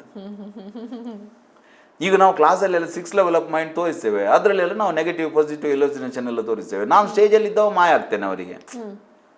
ಅದರ ಅರ್ಥ ನಾನು ಮಾಯ ಆಗ್ಲಿಕ್ಕೆ ಆಗ್ತದೆ ಈ ಹೊಟ್ಟೆ ಇಟ್ಕೊಂಡು? ಮೈಂಡ್ ಹಾಗೆ ಮಾಡ್ತದೆ ಅವರಿಗೆ. ಇಲ್ಲದನ್ನು ಇದ್ದದನ್ನು ಕಾಣದಾಗೆ ಮಾಡ್ತದೆ, ಇಲ್ಲದನ್ನು ಕಂಡಾಗೆ ಅಂತ, ಬೆಕ್ಕೆಲ್ಲ ಕಂಡಾಗೆ ಆಗ್ತದೆ ಅವರಿಗೆ. ನಾನೆಲ್ಲ ಡೆಮೋ ಮಾಡಿಸ್ತೇನೆ. ಸೊ ಅದೇ ರೀತಿ ದೇವರು ಕಾಣೋದು ಕೂಡ ಒಂದೇ ವೈಬ್ರೇಷನನ್ನು ನೋಡಿ. ಮನಂತ್ರ ಐತಿ ಐತಿ ಮಂತ್ರವನ್ನು ಹೇಳ್ತಾ ಹೇಳ್ತಾ ಹೇಳ್ತಾ ಒಂದೇ ವೈಬ್ರೇಷನ್ಗೆ ಬ್ರೈನ್ ಹೋಗ್ತದಲ್ವಾ. ಈಗ ನೀವು ಓಂ ಅಂತ ನೀವು ಇಲ್ಲಿ ಮುಟ್ಟಿ, ಇಲ್ಲಿ ನಿಮಗೆ ಫೀಲ್ ಆಗ್ತದೆ. ನೀವು ಓಂ ಅಂತ ಹೇಳೋದು ಇಲ್ಲಿಂದ ಇಲ್ಲಿ ಫೀಲ್ ಆಗ್ತುಂಟು ವೈಬ್ರೇಷನ್. ದಟ್ ಮೀನ್ಸ್ ಮಿಡ್ಲಲ್ಲಿ ಏನಿದೆ, ಬ್ರೈನ್ ಇದೆ. ಸೊ ಬ್ರೈನಲ್ಲಿ ಆ ಸೇಮ್ ಫ್ರೀಕ್ವೆನ್ಸಿ ಹೋಗ್ತಾ ಇರ್ತದಲ್ವಾ, ಆಗ ಬ್ರೈನ್ನ ಫ್ರೀಕ್ವೆನ್ಸಿ ಕೂಡ ಅದರೊಟ್ಟಿಗೆ 92.7ಗೆ ಬರ್ತದೆ. ಸೊ ಆಗ ಬಂದಾಗ ನಿಮ್ಮ ನೆಟ್ವರ್ಕ್ ಸಿಗ್ತದೆ. ಸೊ ನೆಟ್ವರ್ಕ್ ಸಿಕ್ಕಿದಾಗ ಅವನಿಗೆ ಅದರ ದರ್ಶನ ಆಗ್ತದೆ, ರೂಪ ಕಾಣ್ತದೆ. ಸಬ್ ಕಾನ್ಷಿಯಸ್ ಮೈಂಡ್ನ ಲ್ಯಾಂಗ್ವೇಜ್ ಪಿಕ್ಚರ್ ಲ್ಯಾಂಗ್ವೇಜ್. ಅದಕ್ಕೆ ಯಮನಿಗೆ ಒಬ್ಬ ಅಸಿಸ್ಟೆಂಟ್ ಇದ್ದಾನೆ, ಯಾರು? ಚಿತ್ರಗುಪ್ತ. ಏನು ಚಿತ್ರಗುಪ್ತ ಅಂತ ಹೇಳಿದರೆ, ಗುಪ್ತ ಅಂತ ಹೇಳಿದ್ರೆ ಸೀಕ್ರೆಟ್, ಚಿತ್ರ ಅಂತ ಹೇಳಿದ್ರೆ ಪಿಕ್ಚರ್. ಸೀಕ್ರೆಟ್ ಆಗಿ ಇಟ್ಕೊಂಡ ಪಿಕ್ಚರ್ ಏನಿದೆ ಅದು ಚಿತ್ರಗುಪ್ತ. ನೀವು ಒಳ್ಳೇದು ಏನಾದರೂ ಮಾಡಿದರೆ ಎಲ್ಲರ ಹತ್ರ ಹೇಳ್ಕೊಂಡು ತಿರುಗ್ತೀರಿ, ಹೌದಲ್ವಾ? ವ್ರತ ಅಂತ ನಾನು ಅದೇ ಹೇಳಿದಲ್ವಾ, ಆಗ ಸಂಕಲ್ಪ ಮುರಿಬಾರ್ದು. ಯಾಕೆ ಸಂಕಲ್ಪ ಮುರಿಬಾರ್ದು ಅಂತ ಕೇಳಿದರೆ, ನೋಡಿ ವ್ರತ ಮಾಡ್ತಾರೆ, ವ್ರತ ಮಾಡಿ ಬೆಳಿಗ್ಗೆ ಚಹಾ ಕುಡಿಬೋದಂತೆ. ದೇವರು ಏನು ಹೇಳಿದ್ದಾರೆ ಉಪವಾಸ ಮಾಡಬೇಕಂತ, ಚಹಾ ಕುಡಿಬೋದು. ಓಕೆ, ಚಹಾ ಕುಡಿದಾಯ್ತು. ನಂತರ ಸಜ್ಜಿಗೆ ತಿನ್ಬೋದಂತೆ ಮಧ್ಯಾಹ್ನ. ಸಜ್ಜಿಗೆ ಅಂತ ಹೇಳಿದ್ರೆ ಏನು ಹೇಳ್ತಾರೆ ಅದಕ್ಕೆ? ನೀವು ಚೌಚೌಬಾತ್ ಅಂತ ಏನು ಹೇಳ್ತಾರೆ? ಇಲ್ಲ, ಕೇಸರಿ ಬಾತ್, ಸಜ್ಜಿಗೆ ಅರ್ಥ ಆಗುತ್ತೆ. ಸಜ್ಜಿಗೆ ಅದು ತಿನ್ಬೋದು. ನಂತರ ಮಧ್ಯಾಹ್ನ ಸಂಕಷ್ಟಾರ ವ್ರತ ಮಾಡಿ ಗಣಪತಿ ದೇವಸ್ಥಾನಕ್ಕೆ ಹೋಗಿ ಅಪ್ಪದ ಪೂಜೆ ಮಾಡಿ 5 ಅಪ್ಪ ಸಿಗ್ತದೆ. 5 ಅಪ್ಪ ಪ್ರಸಾದ ಅಲ್ವಾ ತಿನ್ನುವುದು. ಸೊ ಈಗ ನೀವು ಕಾಂಪ್ರಮೈಸ್ ಮಾಡ್ಕೊಂಡಾಗ ನಿಮ್ಮ ಸಬ್ ಕಾನ್ಷಿಯಸ್ ಮೈಂಡಿಗೆ ಗೊತ್ತಾಗ್ತದೆ, ನೀವು ಇಲ್ಲಿ ಉಪವಾಸ ಮಾಡಿ ದೇವರಿಗೆ ಏನಾಗ್ಲಿಕ್ಕಿಲ್ಲ. ನೀವು ಉಪವಾಸ ಮಾಡೋದು ಯಾಕೆ ಅಂತ ಹೇಳಿದ್ರೆ, ನಾನು ಫುಡ್ ಕೇಳ್ತೊಂಡು ಬಾಡಿ ನಾನು ಕೊಡ್ತಾ ಇಲ್ಲ, ಅದು ನನ್ನ ಸಂಕಲ್ಪ, ವಿಲ್ ಪವರ್. ನೀವು ಈಗ ಕಾಂಪ್ರಮೈಸ್ ಮಾಡಿಕೊಂಡು ಇದು ತಿಂತ ಹೋದರೆ ನಿಮ್ಮ ಸಂಕಲ್ಪ ಸ್ಟ್ರಾಂಗ್ ಆಗಲಿ. ಸೊ ನಿಮಗೆ ಅದು ಮ್ಯಾನಿಫೆಸ್ಟೇಷನ್ ಆಗೋದಿಲ್ಲ. ಸೊ ವ್ರತದ ನಿಯಮ ಎಲ್ಲ ಮಾಡಿದ್ದ ಅದಕ್ಕೆ ನೀರು ಬಾಯಾರಿಕೆ ಆಗ್ತುಂಟು, ಕುಡಿದಿಲ್ಲ. ಹೀಗೆ ಮಾಡಿದಾಗ ಬಾಡಿ ಕೇಳ್ತದೆ, ಅನ್ನ ಬೇಕು, ಆಹಾರ ಬೇಕು, ಫುಡ್ ಬೇಕು, ನೀರು ಬೇಕು, ಕೊಡೋದಿಲ್ಲ. ಆಗ ಬಾಡಿ ಕೆಲವು ವರ್ಕ್ ಮಾಡ್ತದೆ. ಏನು ಮಾಡ್ತದೆ ಅಂತ ಹೇಳಿದರೆ, ಯಾವುದು ಅಗತ್ಯ ಇಲ್ವೋ ಅದನ್ನೆಲ್ಲ ನಿಲ್ಲಿಸ್ತದೆ, ಯಾವುದು ಅಗತ್ಯವೋ ಅದನ್ನು ಮಾಡ್ತದೆ. ಮನುಷ್ಯನಿಗಿರುವುದು ಆಹಾರ, ಭಯ, ನಿದ್ರೆ, ಮೈಥುನ. ಮನುಷ್ಯನಿಗೆ ಅಂತಲ್ಲ, ಎಲ್ಲ ಜೀವಿಗೆ. ಆಹಾರ ನಿಮ್ಮ ಸರ್ವೈವಲ್ಗೆ ಬೇಕು, ಭಯ ನಿಮ್ಮ ಸರ್ವೈವಲ್ಗೆ ಬೇಕೇ. ಭಯ, ನೀವು ಬೆಂಕಿ ಕೈ ಹಾಕಿದ್ರೆ ಸುಡ್ತೀರಿ ಅಂತ ನಿಮಗೆ ಭಯ ಇದ್ದ ಕಾರಣ ನೀವು ಬದುಕ್ತೀರಿ. ನೀರಿಗೆ ಬಿದ್ದರೆ ಸಾಯ್ತೀರಿ ಅಂತ ಭಯ ಇರುವ ಕಾರಣ ಬದುಕ್ತೀರಿ. ಮೇಲೆ ಹೋದರೆ ಕೆಳಗೆ ಬಿದ್ದರೆ ಸಾಯ್ತೇವೆ ಅಂತ ಭಯ ಇದ್ದರೆ ಬದುಕ್ತೀರಿ. ಎಲ್ಲಾದರೂ ಮಲಗಿರುವಾಗ ಪ್ರಾಣಿಗಳು ಬಂದು ತಿಂತವೆ ಅಂತ ಭಯ ಇದ್ದ ಕಾರಣ ಮನೆಯೊಳಗೆ ಬೀಗ ಹಾಕಿ ಮಲಗ್ತೀರಿ. ಇದು ಬೇಕು, ಭಯ. ಆಹಾರ ಬೇಕು, ನಿದ್ರೆ ಬೇಕು, 3 ಸರ್ವೈವಲ್ಗೆ. ಇನ್ನು 4ನೇದು ಮೈಥುನ ಇದೆ ಅಲ್ವಾ, ಅದು ನಿಜವಾಗಿ ನಿಮಗೆ ಬೇಕಿಲ್ಲ, ಪ್ರಕೃತಿಗೆ ಬೇಕಿರುವಂಥದ್ದು ನಿಮ್ಮ ಸ್ಪೀಸೀಸನ್ನು ಮುಂದುವರಿಸಲಿಕ್ಕೆ. ಸೊ ಪ್ರಕೃತಿಗೆ ಇದು ಎಕ್ಸ್ಟ್ರಾ ವರ್ಕ್. ಸೊ ಏನು ಮಾಡ್ತಾರೆ ಅಂತ ಹೇಳಿದ್ರೆ, ನಿಮ್ಮ ದೇಹದಲ್ಲಿ ನೀವು ಫುಡ್ ತಗೊಳ್ಳೋದಿರುವಾಗ ನಿಮ್ಮ ದೇಹ ನಡೆಸಲಿಕ್ಕೆ ಏನೆಲ್ಲ ಬೇಕೋ ಅದನ್ನು ಮಾಡ್ತಾ ಹೋಗ್ತದೆ. ಸೆಕ್ಸ್ ಅಥವಾ ಏನು ಮೈಥುನ ಇದೆ ಅದು ಎಕ್ಸ್ಟ್ರಾ ಫುಡ್ ಜಾಸ್ತಿ. ನೀವು ನೋಡಿರೋದು ಪ್ರಾಣಿಗಳಿಗೆಲ್ಲ ಎಲ್ಲಿ ಜಾಸ್ತಿ ಗಿಡ ಮರಗಳಾಗ್ತಾವ ಅಲ್ಲಿ ಸಸ್ಯಾಹಾರಿ ಪ್ರಾಣಿಗಳು ಜಾಸ್ತಿ ಆಗ್ತವೆ, ಎಲ್ಲಿ ಸಸ್ಯಾಹಾರಿ ಪ್ರಾಣಿಗಳು ಜಾಸ್ತಿ ಆಗ್ತಾವ ಅಲ್ಲಿ ಮಾಂಸಾಹಾರಿ ಪ್ರಾಣಿಗಳು ಜಾಸ್ತಿ. ಒಂದು ರೇಷಿಯೋ ಇದೆ. ಯಾಕೆ ಅಂತ ಹೇಳಿದ್ರೆ ಫುಡ್ ಎಕ್ಸೆಸ್ ಆಗಿ ಸಿಕ್ಕಿದಾಗ ಅದು ಕಾಮಕ್ಕೆ ಯೂಸ್ ಆಗ್ತದೆ. ಫುಡ್ ಕಮ್ಮಿ ಇದ್ದಾಗ ಇದು ಕಂಟ್ರೋಲ್ ಆಗೋದು ಜನರೇಷನ್. ಅರ್ಥ ಆಗ್ತಾ ಉಂಟಲ್ವಾ? ಸೊ ವ್ರತದೊಟ್ಟಿಗೆ ಉಪವಾಸ ಯಾಕೆ ಮಿಕ್ಸ್ ಮಾಡಿದ್ದಾರೆ ಅಂತ ಹೇಳಿದ್ರೆ, ಉಪವಾಸದಲ್ಲಿ ನೀವು ಫುಡ್ ಕೊಡದೇ ಇರುವಾಗ ಅದು ಆ ಎಕ್ಸೆಸ್ ಆಗಿ ಏನು ಬರ್ತಾ ಉಂಟಲ್ವಾ ಕಾಮಕ್ಕೆ ಹೋಗೋ ಶಕ್ತಿ ಅದು ಉಳಿತದೆ. ಆಗ ನಿಮ್ಮ ಮೈಂಡ್ ಆಚೆ ಈಚೆ ಹೋಗುದಿಲ್ಲ, ಖಾಲಿ ಇಲ್ಲಿ ಮಾತ್ರ ಇರ್ತದೆ ಹಸಿವೆಯಲ್ಲಿ.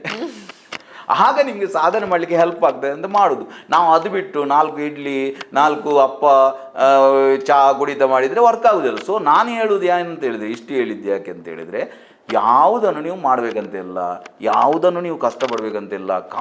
ನಿಮಗೆ ಖಾಲಿ ವೈಬ್ರೇಟ್ ಆಗಬೇಕು. ನೀವು ಖಾಲಿ ಇಷ್ಟೇ ಸಿಂಪಲ್.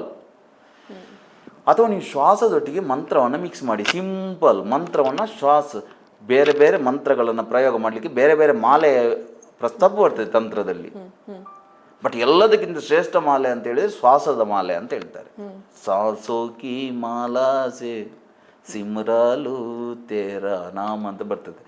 ಆ ಶ್ವಾಸದೊಟ್ಟಿಗೆ ಯಾಕೆ ಶ್ವಾಸದೊಟ್ಟಿಗೆ ಮಿಕ್ಸ್ ಮಾಡ್ಬೇಕಂತ ಹೇಳಿದರೆ, ಋಷಿ ಮುನಿಗಳಾಗಲಿ ಹಿಮಾಲಯದಲ್ಲಿ ಗುಹೆಯಲ್ಲೆಲ್ಲ ಮಾಡ್ತಿದ್ದದ್ದು ಅದಕ್ಕೆ.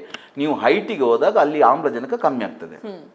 ಆಮ್ಲಜನಕ ಯಾವಾಗ ಕಮ್ಮಿ ಆಗ್ತದ ನಿಮ್ಮ ಗಮನ ಶ್ವಾಸದಲ್ಲಿ ಹೋಗುತ್ತೆ. ಈಗ ನಿಮ್ಮ ಗಮನವನ್ನು ನಿಮ್ಮ ಶ್ವಾಸದ ಮೇಲೆ ತಗೊಂಡು ಬನ್ನಿ.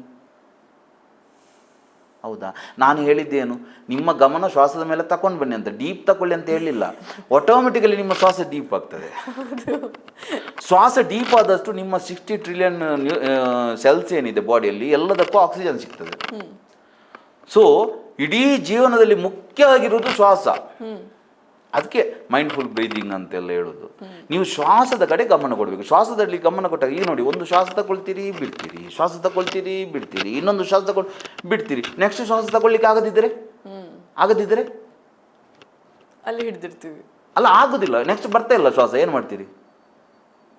ಮುಗೀತೆಲ್ಲ ಸ್ಟೋರಿ. ನಿಮ್ಮ ಚಾನೆಲ್ಲು ಮುಗೀತು. ಮತ್ತೆ ನಿಮ್ಗೆ ಯಾರ ಬೈದದ್ದು ಹಿಂದೆ, ನಿಮ್ಗೆ ಯಾರ ದುಃಖ ಕೊಟ್ಟದ್ದು, ನಿಮ್ಮ ಶತ್ರು ಎಲ್ಲ ಇಲ್ಲ. ಖಾಲಿ ಇರುವುದು ಶ್ವಾಸ ಇರುವವರೆಗೆ. ಹೌದಲ್ವಾ? ಸೊ ಶ್ವಾಸ ನಮಗೆ ಮುಖ್ಯ. ಅದನ್ನು ಬಿಟ್ಟು ಬೇರೆ ಎಲ್ಲ ಥಿಂಕ್ ಮಾಡ್ತಾ ಇರ್ತೇವೆ. ಯಾವಾಗ ನಿಮ್ಮ ಗಮನವನ್ನು ಶ್ವಾಸದ ಮೇಲೆ ತರ್ತೀರಾ ಆಗ ಬೇರೆ ಥಿಂಕಿಂಗ್ ಕಮ್ಮಿ ಆಗ್ತಾ ಹೋಗ್ತದೆ, ಗಮನ ಶ್ವಾಸ ಮೇಲೆ. ಸೊ ಅದು ಅಷ್ಟು ಸುಲಭ ಅಂತ ಕೇಳಿದ್ರೆ ಇಲ್ಲ. 2 ದಿನ ಮಾಡ್ತೀರಿ ಬಿಡ್ತೀರಿ, ಮರೆತು ಹೋಗ್ತದೆ. ಸೊ ನಾನೇನು ಹೇಳುವುದು ಅಂತ ಹೇಳಿದರೆ, ಎವ್ರಿಥಿಂಗ್ ಇಸ್ ಪ್ರಾಕ್ಟೀಸ್. ಎಲ್ಲ ಪ್ರಾಕ್ಟೀಸೇ. ನೀವು ಏನಂತ ಹೇಳಿದ್ರೆ ನಿಮ್ಮ ಗಮನ ಶ್ವಾಸದ ಮೇಲೆ ತಗೊಂಡು ಬರಬೇಕು. ಆಟೋಮೆಟಿಕ್ ಡೀಪ್ ಆಗ್ತದೆ. ನಂತರ ನೀವು ಬೇರೆ ಕೆಲಸ ಮಾಡ್ತಾ ಇರ್ತೀರಿ, ಮರೆತು ಹೋಗ್ತದೆ. ಮರೆತು ಹೋಗಲಿ, ಟೆನ್ಷನ್ ಮಾಡಬೇಡಿ. ಪುನಃ ಶ್ವಾಸ ತಗೊಂಡು ಬನ್ನಿ. ಪುನಃ ಮರೆತು ಹೋಗ್ತದೆ, ಬಿಡಿ. ಅದಕ್ಕೆ ನೀವೇನು ಮಾಡಬೇಕಂತೇಳಿ, ಒಂದು ಮಂತ್ರವನ್ನು, ಒಂದು ನಾಮವನ್ನು, ಜಪವನ್ನು ನೀವು ಶ್ವಾಸದೊಟ್ಟಿಗೆ ಮಿಕ್ಸ್ ಮಾಡಬೇಕು. ಫಾರ್ ಎಕ್ಸಾಂಪಲ್, ಈಗ ಭವಾನಿ ಭವಾನಿ ಭವಾನಿ ಅಂತ ಇದೆ. ವಿಷ್ಣು ಭಕ್ತರಾದರೆ ಹರಿ, ಶ್ರೀಮನ್ನಾರಾಯಣ ಏನಾಗಿದೆ, ಯಾವುದು ನೀವು ಸುಲಭ ಇದೆ. ರಾಮನಾಮಕ್ಕೆ ಯಾಕೆ ಅಷ್ಟು ಇಂಪಾರ್ಟೆನ್ಸ್ ಅಂತ ಹೇಳಿದರೆ, ಓಂ ಮತ್ತು ರಾಮ್ ಒಂದೇ. ಸೊ ಈ ಬ್ರಹ್ಮವನ್ನು ರಾಮನಾಮ ಪರಬ್ರಹ್ಮ ಅಂತ ಹೇಳಿದ್ದು ಯಾಕೆ ಅಂತ ಹೇಳಿದರೆ, ಅಷ್ಟು ಸುಲಭದಲ್ಲಿ ಮಿಕ್ಸ್ ಮಾಡಲಿಕ್ಕೆ ಆಗ್ತದೆ ಶ್ವಾಸದೊಟ್ಟಿಗೆ. ಅದನ್ನು ರಾಮ್ ಓಂ ಅರ್ಥ ಆಗ್ತುಂಟಲ್ವಾ? ನೋಡಿ, ರಾಮ್ ಶ್ವಾಸ ತಗೊಂಡು ರಾಮ್ ಬಿಡೋದು. ಅದಕ್ಕೆ ಆಂಜನೇಯನಿಗೆ ಮುಖ್ಯ ಪ್ರಾಣ ಅಂತ ಹೇಳೋದು. ಮುಖ್ಯ ಪ್ರಾಣ ಅಂತ ಹೇಳಿದರೆ ಇದು ಶ್ವಾಸ. ಆತ ಕೆಳಗೆ ರಾವಣ ಏನು ಹತ್ತತಲೆ ರಾವಣ ಏನು ರಾಕ್ಷಸಿ ಶಕ್ತಿ ನಮ್ಮ ಎನರ್ಜಿಯನ್ನು ಕೆಳಗೆ ತಗೊಂಡೋಗಿತ್ತ ಸೀತೆಯನ್ನು, ಆಕೆಯನ್ನು ಮೇಲೆ ಎತ್ಕೊಂಡು ಬರಲಿಕ್ಕೆ ಓದದು ಹುಡ್ಕೊಂಡು. ಸೊ ಶ್ವಾಸದ ಮೂಲಕ ನೀವು ಪ್ರಾಣಾಯಾಮದ ಮೂಲಕ ಆ ಎನರ್ಜಿಯನ್ನು ಮೇಲೆ ತಗೊಂಡು ಬಂದು ಪರಮಾತ್ಮನೊಟ್ಟಿಗೆ ಸೇರಿಸ್ಬೋದು ಅಂತ ಅದನ್ನು ಸಿಂಬಲಿಕ್ ಆಗಿ ಹೇಳೋದು. ಸುಗ್ರೀವ ಅಂತ ಹೇಳ್ತಾರೆ, ಇಲ್ಲಿ ರಾಜ. ಗ್ರೀವ ಅಂತ ಹೇಳಿದ್ರೆ ಕುತ್ತಿಗೆ. ಓಕೆ, ಕಿಷ್ಕಿಂದ ಇಲ್ಲಿ ಇಕ್ಕಟ್ಟಾಗಿದೆ. ಸೊ ಇಲ್ಲಿ ಆಂಜನೇಯ ಇರುವುದು, ಆತ ಮುಖ್ಯ ಪ್ರಾಣ. ಆ ಶಕ್ತಿ ಎನರ್ಜಿಯನ್ನು ನೀವು ಮೇಲೆ ತಗೊಂಡು ಬರಲಿಕ್ಕೆ ಶ್ವಾಸದ ಮೂಲಕ ಇಡ ಪಿಂಗಳ ನಾಡಿಗಳದ್ದೆಲ್ಲ ಬರ್ತದೆ ಯೋಗದಲ್ಲಿ. ಸೊ ರಾಮನಾಮಕ್ಕೆ ಅಷ್ಟು ಪ್ರಾಶಸ್ತ್ಯ ಕೊಟ್ಟದ್ದು ಯಾಕೆ? ಆಂಜನೇಯ ರಾಮನ ದೂತ ಅಂತ ಹೇಳಿದರೆ ಈ ಶ್ವಾಸವನ್ನು ಆ ರಾಮನಾಮದೊಟ್ಟಿಗೆ ಮಿಕ್ಸ್ ಮಾಡಲಿಕ್ಕೆ ಸುಲಭ. ಅಥವಾ ನೀವು ಅವ್ಯಕ್ತ ಬ್ರಹ್ಮವನ್ನು ಆರಾಧನೆ ಮಾಡೋದಾದರೆ ಓಂ ಅಂತ ಮಾಡ್ಬೋದು. ಇಲ್ಲ ನಿಮಗೆ ನಾಮರೂಪಗಳು ಬೇಕಂತ ಹೇಳಿದರೆ ಭವಾನಿ ಭವಾನಿ ಭವಾನಿ ಭವಾನಿ ಅಂತ ನೀವು ಶ್ವಾಸದೊಟ್ಟಿಗೆ ಮಿಕ್ಸ್ ಮಾಡಿದರೆ ಆಟೋಮೆಟಿಕಲಿ ನಿಮ್ಮ ಶ್ವಾಸ ಡೀಪ್ ಆಗ್ತದೆ, ಮೈಂಡ್ಫುಲ್ ಬ್ರೀದಿಂಗ್ ಆಗ್ತದೆ, ನಿಮ್ಮ ಸೆಲ್ಸ್ಗಳಿಗೆಲ್ಲ ಆಕ್ಸಿಜನ್ ಸಿಗ್ತದೆ, ನಿಮ್ಮ ಆಯುಷ್ಯ ಜಾಸ್ತಿ ಆಗ್ತದೆ ಉಸಿರಾಟ ಸ್ಲೋ ಆದಷ್ಟು, ನಿಮ್ಮ ಮೈಂಡ್ ಕೂಲ್ ಆಗ್ತದೆ ಉಸಿರಾಟ ಸ್ಲೋ ತಗೊಂಡು ನೋಡಿ, ಡೀಪ್ ತಗೊಂಡು ಆಟೋಮೆಟಿಕಲಿ ಬಾಡಿ ರಿಲ್ಯಾಕ್ಸ್ ಆಗ್ತದೆ. ಸೊ ನಮ್ಮ ಎಲ್ಲ ಪ್ರಾಬ್ಲಮ್ಗೆ ಸಿಂಪಲ್ ಶ್ವಾಸದೊಟ್ಟಿಗೆ ಮಿಕ್ಸ್ ಮಾಡಿ ಅಷ್ಟು ಸಾಕು. ಬೇರೆ ಯಾವ ಪ್ರಾಕ್ಟೀಸಸ್ ಮಾಡಬೇಕಂತಿಲ್ಲ. ಇಲ್ಲಿ ವೈಬ್ರೇಟ್, ಹೈ ಲೆವೆಲಲ್ಲಿ ವೈಬ್ರೇಟ್ ಮಾಡಿ. ನಿಮ್ಗೆ ಏನು ಸಿಗಬೇಕಾ, ನಿಮ್ಗೆ ಏನು ಬೇಕಾ ಅಷ್ಟು ಮಾತ್ರ ನಿಮ್ಮ ಗೋಲಲ್ಲಿ ಇರಬೇಕು. ಹೇಗೆ ಆಗ್ತದೆ ನಿಮ್ಮ ತಲೆ ಓಡಿಸಬಾರ್ದು. ನೀವು ಕೆಲಸ ಮಾಡಬೇಕು. ಅಂಥ ವ್ಯಕ್ತಿಗಳು ಬರಲಿಕ್ಕೆ ಸ್ಟಾರ್ಟ್ ಆಗ್ತಾರೆ ಜೀವನದಲ್ಲಿ, ಅಂಥ ಘಟನೆ ನಡೀಲಿಕ್ಕೆ ಸ್ಟಾರ್ಟ್ ಆಗ್ತದೆ. ಸಬ್ ಕಾನ್ಷಿಯಸ್ ಮೈಂಡ್ ನಿಮ್ಮ ಎಲ್ಲಿ ಗಮನ ಕೊಡ್ತೀರಾ ಅಲ್ಲಿ ಅಂತ ತೋರಿಸ್ತದೆ ಅದು. ಸೊ ನಿಮ್ಮ ಜೀವನದಲ್ಲಿ ಅಂಥದ್ದೇ ವ್ಯಕ್ತಿಗಳು ಬರ್ತಾರೆ, ಅಂಥದ್ದೇ ಘಟನೆಗಳು ನಡೀತದೆ, ಅಂಥದ್ದೇ ಅವಕಾಶಗಳು ತೆರೆದು ಹೋಗ್ತವೆ. ಇದು ಬದುಕು ಬದಲಾಗುವ ರೀತಿ. ಸೂಪರ್. ಸೊ ಸಿಂಪಲ್ ಅಲ್ಲಿ ಖಾಲಿ ಶ್ವಾಸದೊಟ್ಟಿಗೆ ಮಿಕ್ಸ್ ಮಾಡಿ ಹೈ ಲೆವೆಲಲ್ಲಿ ವೈಬ್ರೇಟ್ ಮಾಡಿ ಅಷ್ಟೇ. ಬೇರೆ ಬೇರೆ ಎಲ್ಲ ಕಲಿಸಿದ್ದನ್ನು ಮಾಡುವುದಾದ್ರೆ ಮಾಡ್ಬೋದು, ಇಲ್ಲದೆ ಸಿಂಪಲ್. ಈಗ ಇಷ್ಟೆಲ್ಲ ಇರುವಾಗ ದೇವರು ಅನ್ನೋ ಒಂದು ಕಲ್ಪನೆ, ಅಂದ್ರೆ ರಾಮ ಹೀಗೆ ಇರ್ತಾನೆ, ಕೃಷ್ಣ ಹೀಗೆ ಇರ್ತಾನೆ, ಅವನನ್ನ ಇಲ್ಲೇ ಕೂಡಿಸ್ತೀವಿ, ಅವನಿಗೆ ಇದೇ ಪೂಜೆ ಮಾಡಬೇಕು, ಇದೇ ಒಂದು ನೈವೇದ್ಯ ಮಾಡಬೇಕು, ಹೀಗೆಲ್ಲ ಬಂದಿದ್ದು ಹೇಗೆ ಕಾನ್ಸೆಪ್ಟ್ ಅಂತ. ಹಾಗೇನೆ ಈಗ ಒಂದ್ ಕಡೆ ಈಗ ರಾಮಕೃಷ್ಣರನ್ನ ಕೂಡಿಸಿ ಹಣ್ಣು ಕಾಯಿ ಪೂಜೆ ಮಾಡೋರು ಇದ್ದಾರೆ, ಒಂದು ಪದ್ಧತಿ. ಅದೇ ಇನ್ನೊಂದು ಕಡೆ ದೇವಿಯನ್ನ ಕೂಡಿಸಿ ಅವಳಿಗೆ ಅಥವಾ ಒಂದು ಶಿವನ ಅವತಾರವನ್ನು ಕೂಡಿಸಿ ಅವನಿಗೊಂದು ಮದ್ಯಾನೋ ಅಥವಾ ಒಂದು ಮಾಂಸನೋ ನೈವೇದ್ಯ ಮಾಡೋರು ಇದ್ದಾರೆ. ಇದು ಕಾನ್ಸೆಪ್ಟ್ ಹೇಗೆ ಅಂತ ಅದೇ ಹೇಳಿದ್ದು. ನಮ್ಮಲ್ಲಿ ತುಂಬ ಕೋಟ್ಯಾನು ದೇವತೆಗಳು ಬಂದದ್ದು ಯಾಕೆ ಅಂತ ಹೇಳಿದ್ರೆ ಪ್ರತಿಯೊಬ್ಬನ ಮನಸ್ಥಿತಿ ಬೇರೆ ಬೇರೆ. ನಮ್ಮಲ್ಲಿ ದೇವರು ಏನೋ ಕಾನ್ಸೆಪ್ಟ್ ಇಲ್ಲ, ಅದನ್ನೇ ನಾನು ಹೇಳುದು. ನಾವೇನು ತಿಳ್ಕೊಂಡಿದ್ದೇವೆ ನಮಗೆ ತುಂಬ ದೇವರು, ಬೇರೆಯವರಿಗೆ ಒಂದು ದೇವರು ಅಂತ. ಅವರಿಗೆ ನಿಜವಾಗಿ ದೇವರಿದ್ದಾರೆ, ಒಬ್ಬ ದೇವರಿದ್ದಾನೆ, ಅವನಿಗೊಬ್ಬರು ಹೆಸರು. ನಾವು ನಿರ್ಗುಣ ನಿರಾಕಾರ ವೇದಗಳಲ್ಲಿ ಏನು ಹೇಳಿದ ಅದನ್ನು ಅವ್ರು ಮಾಡುದಂತ. ಅವರು ಅದನ್ನು ಮಾಡ್ತಾ ಇಲ್ಲ. ಅವರ ದೇವರಿಗೆ ಒಂದು ಹೆಸರಿದೆ, ಅವ ಪುರುಷ, ಸ್ತ್ರೀ ಅಲ್ಲ. ಪುರುಷ ಸ್ತ್ರೀ ಅಂತ ನೀವು ಡೆಫಿನೇಷನ್ ಕೊಡ್ಬೇಕಾದ್ರೆ ಅವನಿಗೆ ದೇಹ ಇರಬೇಕು, ಹೌದಲ್ವಾ? ದೇಹ ಇಲ್ಲದವನನ್ನು ಪುರುಷ ಸ್ತ್ರೀ ಅಂತ ಹೇಗೆ ಹೇಳ್ತೀರಿ? ಸೊ ಅದರರ್ಥ ಅವನಿಗೆ ದೇಹ ಇದೆ. ಅವನಿಗೊಬ್ಬ ಮಗ ಇದ್ದಾನೆ ಅಥವಾ ಅವನಿಗೊಬ್ಬ ದೂತ ಇದ್ದಾನೆ. ಅವನನ್ನು ಆರಾಧನೆ ಮಾಡಿದ್ರೆ ಅವನ ನರಕಕ್ಕೆ ಆಗ್ತಾನೆ, ಅವನನ್ನು ಆರಾಧನೆ ಮಾಡುವವರನ್ನು ಸ್ವರ್ಗಕ್ಕೆ ಕರ್ಕೊಂಡು ಹೋಗ್ತಾನೆ. ಸೊ ನಿಜವಾಗಿ ದೇವರ ಕಾನ್ಸೆಪ್ಟ್ ಇರುವುದು ಅಲ್ಲಿ, ಹೊರಗಿನ ಧರ್ಮಗಳಲ್ಲಿ. ನಮ್ಮಲ್ಲಿ ದೇವರ ಕಾನ್ಸೆಪ್ಟ್ ಇಲ್ಲ. ನಮ್ಮಲ್ಲಿರುವುದು ವೇದಗಳಲ್ಲಿ, ಉಪನಿಷತ್ತಲ್ಲಿ ಬರ್ತದೆ, ಸ್ಪಷ್ಟವಾಗಿ ಹೇಳ್ತಾರೆ, ತದಾತ್ಮಾನಗಂ ಆಕಾಶ. ಇದನ್ನು ನಾನು ತುಂಬ ಸಲ ಹೇಳಿದ್ದೇನೆ, ಬಟ್ ಅಷ್ಟು ಸೈಂಟಿಫಿಕಲ್ ಅಂತ ಹೇಳಿದರೆ, ತದಾತ್ಮಾನಗಂ ಆಕಾಶ ಸಂಭೂತ ಆಕಾಶದ್ವಾಯು ವಾಯೋರಗ್ನಿ ಅಗ್ನೇರಾಪ ಆದ್ಯ ಪೃಥಿವ್ಯ ಪೃಥಿವ್ಯ ಔಷಧವು ಔಷಧಿಭ್ಯೋ ಅನ್ನಂ ಅನ್ನಾತ್ ಪುರುಷ. ಸೃಷ್ಟಿಯನ್ನು ಎಷ್ಟು ಅದ್ಭುತವಾಗಿ ಹೇಳಿದೆ. ತದಾತ್ಮಾನಗಂ ಅದು ಏನೋ ಇದೆ ಅಲ್ವಾ, ಏನು ಪ್ರಿಮಾಡಿಕಲ್ ಮ್ಯಾಟ್ರ್ ಅಥವಾ ಏನು ಸೆಂಟ್ರ್ ಏನು ಪಾಯಿಂಟ್ ಆಫ್ ಸಿಂಗ್ಯುಲಾರಿಟಿ ಇದೆ, ಅಥವಾ ಏನೋ ಒಂದು ಇದೆ ಅಲ್ವಾ. ಆ ಏನೇ ಒಂದರಿಂದ ಎಲ್ಲ ಬಂದದ್ದು ಬಿಗ್ ಬ್ಯಾಂಗ್ ಆಗಿ. ಸೊ ಅದು ತತ್ ಆತ್ಮಾನಗಂ ತದಾತ್ಮಾನಗಂ ಆಕಾಶ ಸಂಭೂತ. ಅದರಿಂದ ಸ್ಪೇಸ್ ಉತ್ಪತ್ತಿ ಆಯಿತು. ಆಕಾಶದ್ ವಾಯು, ಸ್ಪೇಸಲ್ಲಿ ಹೈಡ್ರೋಜನ್ ಮತ್ತು ಹೀಲಿಯಂ ವಾಯು ಉತ್ಪತ್ತಿ ಆಯಿತು. ವಾಯೋರಗ್ನಿ, ಹೈಡ್ರೋಜನ್ ಮತ್ತು ಹೀಲಿಯಂ ಸೇರಿದಾಗ ಅಗ್ನಿ ಉತ್ಪತ್ತಿ ಆಯಿತು, ಬೆಂಕಿ. ಅಗ್ನೇರಾಪ, ಆ ಹೈಡ್ರೋಜನ್ ಮತ್ತು ಆಕ್ಸಿಜನ್ ಸೇರಿದಾಗ H2 ಆಗಿ ನೀರು ಉತ್ಪತ್ತಿ ಆಯಿತು. ಆದ್ಯ ಪೃಥಿವಿಯ, ನೀರಿನಿಂದ ಭೂಮಿ ಉತ್ಪತ್ತಿ ಆಯಿತು. ಪೃಥಿವಿಯ ಔಷಧವು, ಭೂಮಿಯಲ್ಲಿ ಮರಗಿಡಗಳು ಉತ್ಪತ್ತಿ ಆದವು. ಔಷಧಿಭ್ಯ ಅನ್ನ, ಮರಗಿಡಗಳಲ್ಲಿ ಆಹಾರ ಉತ್ಪತ್ತಿ ಆಯಿತು. ಅನ್ನಾತ್ ಪುರುಷ, ಆಹಾರದಿಂದ ಜೀವೋತ್ಪತ್ತಿ ಆಯಿತು. ಅಥವಾ ಅಸದ್ವಾ ಇದಮಗ್ರಮಸಿ ತಥೋ ವೈ ಸದ್ಯಾಯತ ತದಾತ್ಮಾನಗುಂ ಸ್ವಯಂ ಕುರುತ ಅಂತ ಹೇಳ್ತದೆ. ಇದು ಏನೆಲ್ಲ ನಮಗೆ ಕಾಣ್ತಾ ಉಂಟಾ? ಅಸದ್ವಾ ಇದಮಗ್ರಮಸೀತ್, ಇದು ಯಾವುದು ಇರಲಿಲ್ಲ. ತಥೋ ವೈ ಸದ್ಯಾಯತ, ಆ ಅಸತ್ತಿನಿಂದ ಇದೆಲ್ಲ ಉತ್ಪತ್ತಿ ಆಯಿತು. ಅಸದ್ವಾ ಇದಮಗ್ರಮಸೀತ್ ತಥೋ ವೈ ಸದ್ಯಾಯತ ತದಾತ್ಮಾನಗುಂ ಸ್ವಯಂ ಕುರುತ, ತನ್ನಷ್ಟಕ್ಕೆ ತಾನೇ ಉತ್ಪತ್ತಿ ಆದದ್ದು. ಆದ್ರಿಂದ ಅದಕ್ಕೆ ಸುಕೃತ ಅಂತ ಹೇಳ್ತಾರೆ ಅಂತ. ತನ್ನಷ್ಟಕ್ಕೆ ಉತ್ಪತ್ತಿ ಆದ ಕಾರಣ ಸುಕೃತ ಅಂತ ಹೇಳ್ತಾರೆ. ಸೊ ಏನು ವಿಜ್ಞಾನ ಹೇಳ್ತಾ ಉಂಟಾ, ಇದೆಲ್ಲ ಒಂದಿತ್ತು ಅದೆಲ್ಲ ಉತ್ಪತ್ತಿ, ಇದನ್ನೇ ಹೇಳುವುದು. ಸೊ ದೇವರನ್ನ ಕನ್ಸೆಪ್ಟ್ ಇರಲಿಲ್ಲ ನಮ್ಮದ್ರಲ್ಲಿ, ದೇವತೆಗಳ ಕನ್ಸೆಪ್ಟ್ ಇತ್ತು. ಯಾರು? ಅಗ್ನಿ, ವಾಯು, ವರುಣ. ಈ ಕೆಲವರು ಹೇಳ್ತಾರೆ ಇಲ್ಲ ವೇದಗಳಲ್ಲಿ ಕೂಡ ವಿಷ್ಣುವಿನ, ರುದ್ರನ ಎಲ್ಲ ವರ್ಣನೆ ಬರ್ತದೆ ಅಂತ. ಎಲ್ಲ ಸರಿ, ವಿಷ್ಣುವೇನು ಶಬ್ದ ಬರ್ತದೆ ವೇದದಲ್ಲಿ, ಬಟ್ ವಿಷ್ಣು 4 ಕೈ ಇಟ್ಕೊಂಡು ಇದು ಪುರಾಣದಲ್ಲಿ ಬಂದದ್ದು. ಯಮ ಎನ್ನುವ ವಾಕ್ಯ ಇದೆ, ಯಮ ಕೋಣದ ಮೇಲೆ ಕೂರೋದು ಪುರಾಣದಲ್ಲಿ ಬರುದು. ಅಲ್ಲಿ ಪ್ರಕೃತಿ ಶಕ್ತಿಗಳ ವರ್ಣನೆ ಬರ್ತದೆ. ಯಾರು? ಅಗ್ನಿ, ವಾಯು, ವರುಣ, ಇಂದ್ರ, ಏನಲ್ಲಿ ಪ್ರಕೃತಿ ಶಕ್ತಿ, ಇದೆಲ್ಲ ರಿಯಾಲಿಟಿ, ಇದು ದೇವತೆಗಳು. ದೇವರನ್ನ ಕಾನ್ಸೆಪ್ಟ್ ಬರುದಿಲ್ಲ, ಇರುವುದು ಒಂದೇ. ಓ ಮಿಥ್ಯೇತದಕ್ಷರಂ ಉಪಾಸಿತ, ಆ ಒಂದು ಶಬ್ದವನ್ನು ಮಾತ್ರ ನೀವು ಆರಾಧನೆ ಮಾಡಬೇಕು. ಯನ್ ಮನಸ ನಾಮನುತೆ ಏನಾಹುರ್ಮನೋಮತಂ ತದೇವ ಬ್ರಹ್ಮತ್ವಂ ವಿದ್ಧಿ ನೇದಂ ಯದಿದಂ ಉಪಾಸತೆ. ನೀವು ಯಾವುದನ್ನು ಉಪಾಸನೆ ಮಾಡ್ತಿದ್ದೀರಾ ಅದಲ್ಲ, ಎಲ್ಲಿ ಮನಸ್ಸು ಕೂಡ ಮುಟ್ಲಿಕ್ಕೆ ಸಾಧ್ಯ ಇಲ್ವಾ, ಎಲ್ಲ ಮನಸ್ಸು ಕೂಡ ಯಾವುದರ ಒಳಗೆ ಇದೆ ಅದು ಬ್ರಹ್ಮ. ಆಕಾಶ ಶರೀರಂ ಬ್ರಹ್ಮ. ಇಂಥ ಅದ್ಭುತ ಮಾತೆಲ್ಲ ಹೇಳಿದ್ರೆ ನಾವು ಅದನ್ನು ಒಪ್ಪಿಕೊಳ್ಳಿಕ್ಕೆ ತರಲಿಲ್ಲ. ನಮಗೆ ಪಂಡಿತರು ಹೇಳಿದ್ದು ಇದೇ ತಲೆಯಲ್ಲಿ, ನಮಗೆ ಕೋಳಿ ಕೊಡ್ಬೇಕು, ಕುರಿ ಕೊಡ್ಬೇಕು, ಸೀರೆ ಕೊಡ್ಬೇಕಂತ. ಬ್ರಹ್ಮಾಂಡ ಎನ್ನುವುದು ಎಷ್ಟು ವಿಸ್ತಾರ ಇದೆ. ಖಾಲಿ 4% ಮ್ಯಾನಿಫೆಸ್ಟೇಷನ್ ಆದಂತೆ ಇಷ್ಟು ದೊಡ್ಡ ಬ್ರಹ್ಮಾಂಡ. ಉಳಿದ 96% ಅನ್ನೋನ್, ಅದರಲ್ಲಿ 73% ಡಾರ್ಕ್ ಎನರ್ಜಿ ಅಂತ ಹೇಳ್ತಾರೆ. ಅದು ಏನಂತ ಗೊತ್ತಿಲ್ಲ ವಿಜ್ಞಾನಿಗಳಿಗೆ ಕೂಡ. ಉಳಿದ 23% ಡಾರ್ಕ್ ಮ್ಯಾಟರ್ ಏನೋ ಇದೆ, ಅದು ಕೂಡ ಗೊತ್ತಿಲ್ಲ ಏನಂತ. ಅದಕ್ಕೆ ಕಾಳಿ ಶಿವನಿಗೆ ಎದೆ ಕಾಲು ನಿಂತದ್ದು ಅದಕ್ಕೆ ಮಹಾಕಾಲ ಮತ್ತು ಮಹಾಕಾಲಿ. ಯಾಕಂತೇಳಿ 73% ಇರುವುದು ಅದು ಡಾರ್ಕ್ ಎನರ್ಜಿ, ಶಕ್ತಿ, ಆದಿಶಕ್ತಿ ಅಂತ ಹೇಳ್ತಾರೆ. ಸೊ ಖಾಲಿ 4% ಅಲ್ಲಿ ಇಷ್ಟು ದೊಡ್ಡ ಬ್ರಹ್ಮಾಂಡ ಇರುವುದು. ಎಷ್ಟು ದೊಡ್ಡ ಬ್ರಹ್ಮಾಂಡ! ಹತ್ತಿರದ ನಕ್ಷತ್ರ ನಮಗೆ ಸೆಕೆಂಡಿಗೆ 3 ಲಕ್ಷ ಕಿಲೋಮೀಟರ್ ಬರುವ ಬೆಳಕು ಭೂಮಿಗೆ ಮುಟ್ಟಬೇಕಾದ್ರೆ 27 ವರ್ಷ ಬೇಕು. ಸೊ ನಮ್ಮ ಗ್ಯಾಲಕ್ಸಿಯಲ್ಲಿ ಎಷ್ಟು ಇದೆ? ಭೂಮಿ ಕೂತಿದೆ 1670 ಕಿಲೋಮೀಟರ್ ಪರ್ ಅವರ್ ಸ್ಪೀಡಲ್ಲಿ ಓಡ್ತಾ ಉಂಟು. ನಾವು ಆರಾಮದಲ್ಲಿ ಕೂತು ಮಾತಾಡ್ತಾ ಇದ್ದೇವೆ. ನಮ್ಗೆ ಇದು ಪವಾಡ ಅಂತ ಆಗುದಿಲ್ಲ. ಮಗನಿಗೆ ಹೇಳ್ತೇವೆ ಸ್ವಲ್ಪ ಗಾಡಿ ಮೇಲೆ ಓಡಿಸಂತ. ಇದು 1670 ಫಾಸ್ಟ್ ಅಲ್ಲಿ ಹೋಗ್ತಾ ಉಂಟು. 1 ಸೆಕೆಂಡ್ ಬ್ರೇಕ್ ಆಗಿದ್ರೆ ನಾವೆಲ್ಲ ಹೊರಗೆ.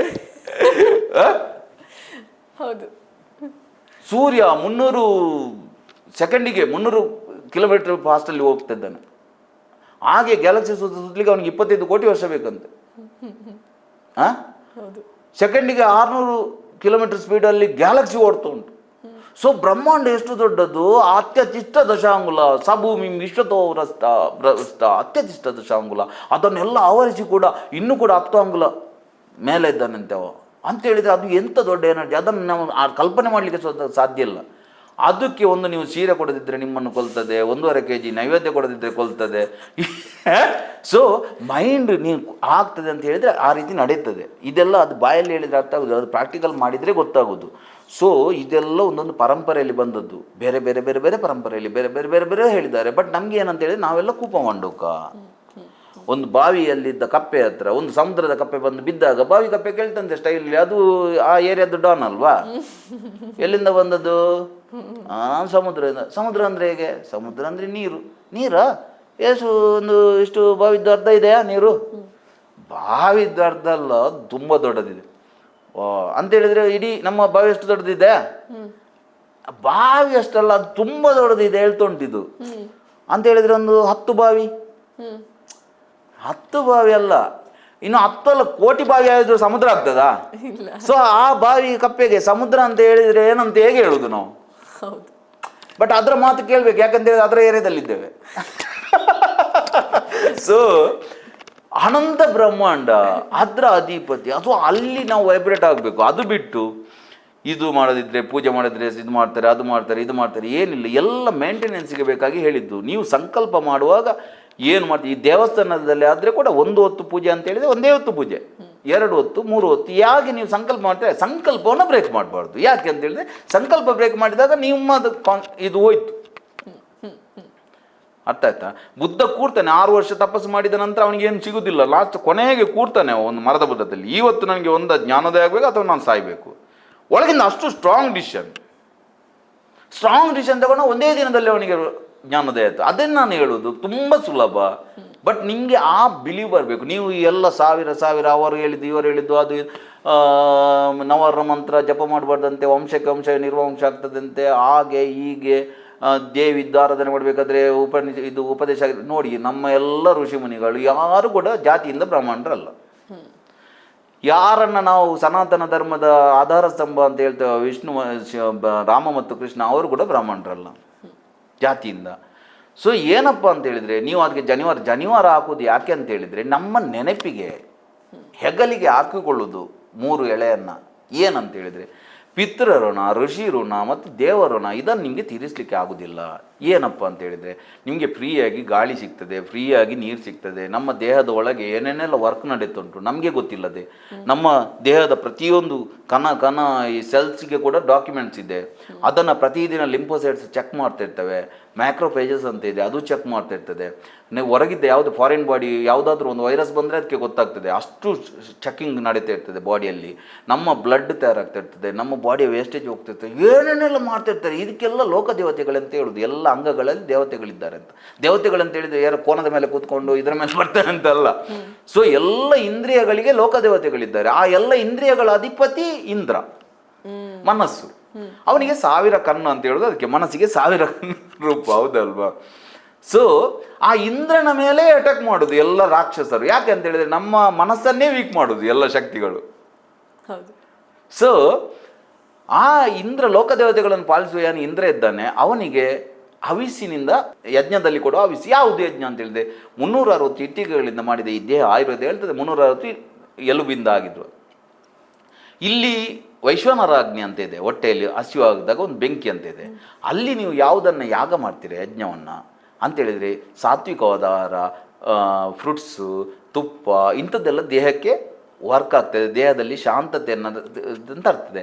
ಅದೇ ರಾಜಸಿಕ ಆಹಾರಗಳನ್ನು ಮಸಾಲ ಇದೆಲ್ಲ ಹಾಕಿದಾಗ ದೇಹದಲ್ಲಿ ಉಷ್ಣತೆ, ಇರಿಟೇಷನ್, ಮೈಂಡ್ ಡಿಸ್ಟರ್ಬ್ ಇದೆಲ್ಲ ಆಗ್ತದೆ. ಅದೇ ತಾಮಸಿಕ ಮದ್ಯ, ಮಾಂಸ ಇದೆಲ್ಲ ಹಾಕಿದಾಗ ಇದು ಡ್ರೌಸಿನೆಸ್ ಫೀಲ್ ಆಗ್ತದೆ, ಡೌನ್ ಆಗ್ತಾರೆ. ಸೊ ಇದು ತಾಮಸಿಕ, ರಾಜಸಿಕ, ಸಾತ್ವಿಕ ಆರಾಧನೆ. ನೀವು ಹಾಗೆ ಹೇಳಿದ್ರಲ್ವ, ಸಾತ್ವಿಕ, ರಾಜಸಿಕ, ತಾಮಸಿಕ ಆರಾಧನೆ. ಮಾಂಸ ಕೊಟ್ಟು ದೇವತೆಗಳಿದ್ದಾರೆ. ನಮ್ಮಲ್ಲಿ ದೇವರ ಕನ್ಸೆಪ್ಟ್ ಇಲ್ಲದ ಕಾರಣ ಎಲ್ಲರೂ ಆ ಏನೋ ಒಂದು ಎನರ್ಜಿ ಇದೆಯಲ್ಲ ತತ್ತು, ಅದಕ್ಕೆ ಒಂದೊಂದು ರೂಪ ಕೊಡ್ತಾ ಹೋದ್ರು. ಸೊ ನಿಮ್ಮ ಮನಸ್ಥಿತಿಗೆ ತಕ್ಕ ನೀವು ರೂಪ ಕೊಡ್ತಾ ಹೋದ್ರಿ. ಯಾವಾಗ ನೀವು ಎನರ್ಜಿಯನ್ನು ಅಬ್ಸರ್ವ್ ಮಾಡ್ತೀರಾ ಆಗ ಅದು ಮ್ಯಾನಿಫೆಸ್ಟ್ ಆಗ್ತದೆ, ಅದು ಫಿಸಿಕಲ್ ಮ್ಯಾಟ್ರ್ ಆಗ್ತದೆ. ಅದೇ ರೀತಿ ನೀವು ನಿಮ್ಮ ಗಮನವನ್ನು ನೀವು ಯಾವ ರೂಪದ ಮೇಲೆ ಕೊಡ್ತೀರಾ ಅದೇ ಮನಸ್ಥಿತಿ ನಿಮಗೆ ಬರ್ತದೆ, ನಿಮ್ಮಲ್ಲಿ ಆ ತತ್ವ ಘಟನೆ ಆಗ್ತದೆ. ನೀವು ನೋಡಿರ್ಬೋದು, ನಿಜವಾಗಿ ಕಾಳಿಯನ್ನು ಆರಾಧನೆ ಮಾಡುವವರ ಮುಖ ತುಂಬ ಫ್ಯೂರಿಯಸ್ ಆಗಿರ್ತದೆ, ಫೆರೋಷಿಯಸ್ ಆಗಿರ್ತದೆ. ಸೊ ನೀವು ಭೈರವನನ್ನೆಲ್ಲ ಮಾಡುವವರು ಅವರೊಂದು ಮುಖ ಬೇರೆ ಇರ್ತದೆ. ನೀವು ಸಾತ್ವಿಕ ದೇವತೆಗಳು ಮಾಡಿದ್ರೆ ಶಾಂತವಾಗಿರ್ತಾರೆ, ಹೌದಲ್ವಾ? ಅದೇ ನೀವು ಲಲಿತೆಯನ್ನು ಮಾಡಿದರೆ ನಿಮ್ಮಲ್ಲಿ ತುಂಬ ಗ್ಲೋ ಬರ್ತದೆ, ತುಂಬ ನಿಮ್ಮಲ್ಲಿ ಒಂದು ಅಟ್ರಾಕ್ಷನ್ ಬರ್ತದೆ. ಅದರಲ್ಲಿ ಬರ್ತದೆ ದೇವಿಯ ಆರಾಧನೆ ಮಾಡಿದರೆ, ಲಲಿತೆ ಆರಾಧನೆ ಮಾಡಿದರೆ ಏನಾಗ್ತದೆ ಅಂತ. ಸುಂದರಿ, ಕಾಮವಶಗ, ಆತರು ಈ ಸುಂದರಿಯರೆಲ್ಲ ಆತನ ಹಿಂದೆ ತಿರುಗಾಡ್ತಾರೆ ಅಂತ ಹೇಳಿದ್ರೆ ಅದರ ಅರ್ಥ ಅಂತೇಳಿ ತಿರುಗಾಡ್ತಾರೆ ಅಂತೇಳಿ ಎಲ್ಲ ಎತ್ಕೊಂಡು ಹೋಗೋದಂತಲ್ಲ, ಆ ಅಟ್ರಾಕ್ಷನ್ ಬರ್ತದೆ ಅಂತ. ಮೃಗಾಕ್ಷಿ, ಕಾಮವಶಗ, ಎಲ್ಲರೂ ಕಾಮವಶರಾಗಿ ಮೃಗಾಕ್ಷಿಯರು ಆತನಿಂದ ತಿರುಗಾಡ್ತಾರೆ ಅಂತ. ಸೊ ಅದರ ಅರ್ಥ ಏನಪ್ಪ ಅಂತ ಹೇಳಿದ್ರೆ ಆ ಅಟ್ರಾಕ್ಷನ್ ಎಲ್ಲ ಬರಲಿಕ್ಕೆ ಸ್ಟಾರ್ಟ್ ಆಗ್ತದೆ. ಸೊ ಪ್ರತಿಯೊಂದು ಆರಾಧನೆಗಳು ಸಾತ್ವಿ. ನೀವು ಕುಡಿಯುವವರು, ಮಾಂಸ ತಿನ್ನುವವರು ಆದರೆ ಅಂಥ ದೇವತೆಗಳು. ನೀವು ತುಂಬ ಆ್ಯಕ್ಟಿವ್ ಆಗಿರುವವರು, ತುಂಬ ರಾಜಸಿಕ ಸ್ವಭಾವದರೆ ರಾಜಸಿಕ ದೇವತೆಗಳು. ನೀವು ಶಾಂತವಾಗಿರುವವರು, ಯಾರ ಮೇಲೆ ಸಿಟ್ಟು ಮಾಡೋದಿಲ್ಲ, ಕೋಪ ಅಂತ ಶಾಂತ ದೇವತೆಗಳು. ಸೊ ಸಾತ್ವಿಕ, ರಾಜಸಿಕ, ತಾಮಸಿಕ ಆರಾಧನೆಗಳು ಬಂದದ್ದು. ನಾವು ಈಗ ಏನು ಮಾಡಿದ್ವಿ, ಎಲ್ಲ ಮಿಕ್ಸ್ ಮಾಡ್ಕೊಂಡಿದ್ದೇವೆ. ಇನ್ನು ಅಘೋರಿಗಳದ್ದಿದೆ. ನೀವು ಕಾನ್ಷಿಯಸ್ ಮೈಂಡ್, ತುಂಬ ಕಾನ್ಷಿಯಸ್, ನಿಮಗೆ ಯಾವುದನ್ನು ಫೀಲ್ ಮಾಡಲಿಕ್ಕೆ ಆಗೋದಿಲ್ಲ, ಯಾವುದನ್ನು ನಿಮಗೆ ಡೀಪಿಗೆ ಹೋಗ್ಲಿಕ್ಕೆ ಆಗೋದಿಲ್ಲ. ನೀವು ತುಂಬ ಕಾನ್ಷಿಯಸ್, ತುಂಬ ಲಾಜಿಕಲ್. ಸೊ ನಿಮ್ಮನ್ನಾಗಾದರೆ ಹೇಗೆ ನೀವು ಅಲ್ಲಿ ಮುಟ್ಟುವಾಗೆ ಮಾಡೋದು, ಕಾನ್ಷಿಯಸ್ ಮೈಂಡ್ ಹೇಗೆ ಸೈಡಿಗೆ ಹಾಕೋದು? ಅದಕ್ಕೆ ಒಂದು ವಿಚಿತ್ರವಾದ ವಿಧಾನ ಕಂಡುಕೊಂಡು ಅದು ಅಘೋರ ಪದ್ಧತಿ ಬಂತು. ಏನಪ್ಪ ಅಂತ ಹೇಳಿದ್ರೆ ಮಧ್ಯರಾತ್ರಿ ಸ್ಮಶಾನಕ್ಕೆ ಹೋಗ್ಬೇಕು. ಗುರುವಿಂದ ದೀಕ್ಷೆ ತಗೊಂಡ ನಂತರ ಮೊದಲು ಕಪಾಲದ ಅಂತ ಹೇಳ್ತಾರೆ, ಕಪಾಲ ಹುಡುಕೊಂಡು ಹೋಗ್ಬೇಕು ರಾತ್ರಿ. ಸೊ ಕಪಾಲ ಹುಡುಕಿ ತಂದ, ಒಂದು ಹೆಣ ತಗೊಂಡು ಬರ್ಬೇಕವ. ಹೆಣ ತಗೊಂಡು ಬಂದ, ಹೆಣದ ಎದೆ ಮೇಲೆ ಕೂತ್ಕೊಂಡು, ಎದುರಿನಲ್ಲಿ ಚಿತೆ ಉರಿತಾ ಇರ್ತದೆ ಸ್ಮಶಾನದಲ್ಲಿ. ಆ ಹೆಣದ ಎದೆ ಮೇಲೆ ಕೂತ್ಕೊಂಡು ಕಪಾಲದಲ್ಲಿ ಮದ್ಯವನ್ನು ಸೇವಿಸ್ತಾ, ಕಪಾಲದ ಮಾಲೆಯನ್ನು ಹಾಕ್ತಾ, ಆ ಸ್ಮಶಾನ ಕಾಲಿಯ ಮಂತ್ರ ಎಲ್ಲ ಇರ್ತದೆ, ಅದು ಆ ಮಂತ್ರವನ್ನು ಉಚ್ಚಾರ ಮಾಡ್ತಾ ಗುರು ಹೇಳಿರ್ತಾನೆ ಶಿಷ್ಯನಿಗೆ, ನೀನು ಇದನ್ನು ಮಧ್ಯರಾತ್ರಿಯಲ್ಲಿ ನಗ್ನವಾಗಿ ಕೂತು, ನೀನು ಶವದ ಮೇಲೆ ಕೂತು ಮಾಡಿದಾಗ ನಿನಗೆ ಕಾಳಿ ಪ್ರತ್ಯಕ್ಷ ಆಗ್ತಾಳೆ, ಏನು ಎಂದು ಹೇಳಿರ್ತಾನೆ. ಸೊ ನೀವು ಅಲ್ಲಿ ಅದು ನೀವು ಬಾಯಲ್ಲಿ ಹೇಳಿದ್ರೆ ಅರ್ಥ ಆಗೋದು. ನೀವು ಫೀಲ್ ಮಾಡಬೇಕು ಸ್ಮಶಾನದಲ್ಲಿ. ನೀವು ಮಧ್ಯರಾತ್ರಿ ಸ್ಮಶಾನಕ್ಕೆ ಹೋಗಿ ಒಂದು ಹೆಣ ಹೊಡ್ಕೊಂಡು ಹೋಗ್ತಿದ್ದೀರಿ, ಆ ಹೆಣವನ್ನು ಹಾಕಿ ಅಲ್ಲಿ ಸ್ಮಶಾನ ಹೊಡಿತುಂಟು, ಅಲ್ಲಿ ಕೂತು ನಿಮ್ಮ ಕಾನ್ಷಿಯಸ್ ಮೈಂಡ್ ಡೌನ್ ಆಗ್ತದೆ. ತಲೆಯಲ್ಲಿ ಒಂದೇ ಬರ್ತದೆ, ಭಯ ಭಯ ಭಯ. ಆಗ ನಿಮ್ಗೆ ಯಾವ್ದು ಆಶೆ ಬರುವುದಿಲ್ಲ, ಯಾವ್ದು ಬರ್ತದೆ, ಸ್ಮಶಾನ ವೈರಾಗ್ಯ ಅಂತ ಹೇಳಿದ್ರೆ ಅದು. ನೀವು ಅಲ್ಲಿ ಕೂತು ನೀವು ಮಾಡಿದಾಗ ಮೈಂಡಿಗೆ ಫೀಡ್ ಆಗ್ತದೆ, ಕಾನ್ಷಿಯಸ್ ಮೈಂಡ್ ಸೈಡಿಗೆ ಹೋಗ್ತದೆ. ಈಗ ಕಾಳಿ ಬರ್ತಾಳೆ, ಆ ವೈಬ್ರೇಷನ್ ಕೂಡ ಆಗಿರ್ತದೆ, ಕ್ರೀಮ್ ಕ್ರೀಮ್ ಕ್ರೀಮ್ ಕ್ರೀಮ್ ಈ ರೀತಿ ಎಲ್ಲ ಬೀಜ ಮಂತ್ರಗಳು. ಸೊ ಇದು ಮಾಡ್ತಾ ಮಾಡ್ತಾ ಮಾಡ್ತಾ ಅವನಿಗೆ ಕಾಳಿಯ ಪ್ರತ್ಯಕ್ಷ ಆಗ್ತದೆ. ಸೊ ಫೈನಲಲ್ಲಿ ತುಂಬ ಕಾನ್ಷಿಯಸ್ ಆಗಿದ್ದಾರೆ ಅವರಿಗೆ ಅಘೋರ ಪಂಥ. ಭಾವನೆ ಜೀವಿಗಳು ಯಾರಿದ್ದಾರೆ ಅವರಿಗೆ ಭಕ್ತಿ ಮಾರ್ಗ. ಇಲ್ಲ ನನಗೆ ಪೂಜೆ ಎಲ್ಲ ಮಾಡಲಿಕ್ಕೆ ಆಗುದಿಲ್ಲ, ನಾನು ಕರ್ಮದಲ್ಲಿದೆ, ಅವರ ಕರ್ಮ ಮಾರ್ಗ. ಇಲ್ಲ ಇದನ್ನೆಲ್ಲ ಅರ್ಥ ಮಾಡಿಕೊಂಡು ನಾನು ಶಾಂತವಾಗಿ ನೋಡಿ, ಅದು ಅವಧೂತರೆಲ್ಲ ಇರ್ತಾರೆ, ಹಿಂದಿನ ಕಾಲದ ಅವಧೂತರು. ಅವರೆಲ್ಲ ಏನು ಮಾಡ್ತಾರೆ, ಈಗ ಗಣೇಶಪುರಿ ನಿತ್ಯಾನಂದರೆಲ್ಲ ಅವರು ಒಂದು ಪೂಜೆ ಮಾಡೋದಿಲ್ಲ, ಒಂದು ಭಸ್ಮ ಹಾಕೋದಿಲ್ಲ, ಒಂದು ರುದ್ರಾಕ್ಷಿ ಇಲ್ಲ, ಏನು ಯಾವ ನೀವೇನು ಏನೇನಿದೆ ಯಾವುದನ್ನು ಫಾಲೋ ಮಾಡೋದಿಲ್ಲ, ಅವ್ರು ಸುಮ್ಮನೆ ಕೂತ್ಕೊಳ್ಳೋದು. ಸೊ ಅವರು ಜ್ಞಾನ ಮಾರ್ಗಿಗಳು, ಅವರಿಗೆ ಎಲ್ಲ ಗೊತ್ತಿದೆ ಇದೆಲ್ಲ ಸ್ಟೋರಿ, ಅಷ್ಟೇ ಸಿಂಪಲ್. ಸೊ ಇದೆಲ್ಲ ಬೇರೆ ಬೇರೆ ಏನು ಪರಂಪರೆಗಳಿದೆ, ಬೇರೆ ಬೇರೆ ಪರಂಪರೆಗಳು.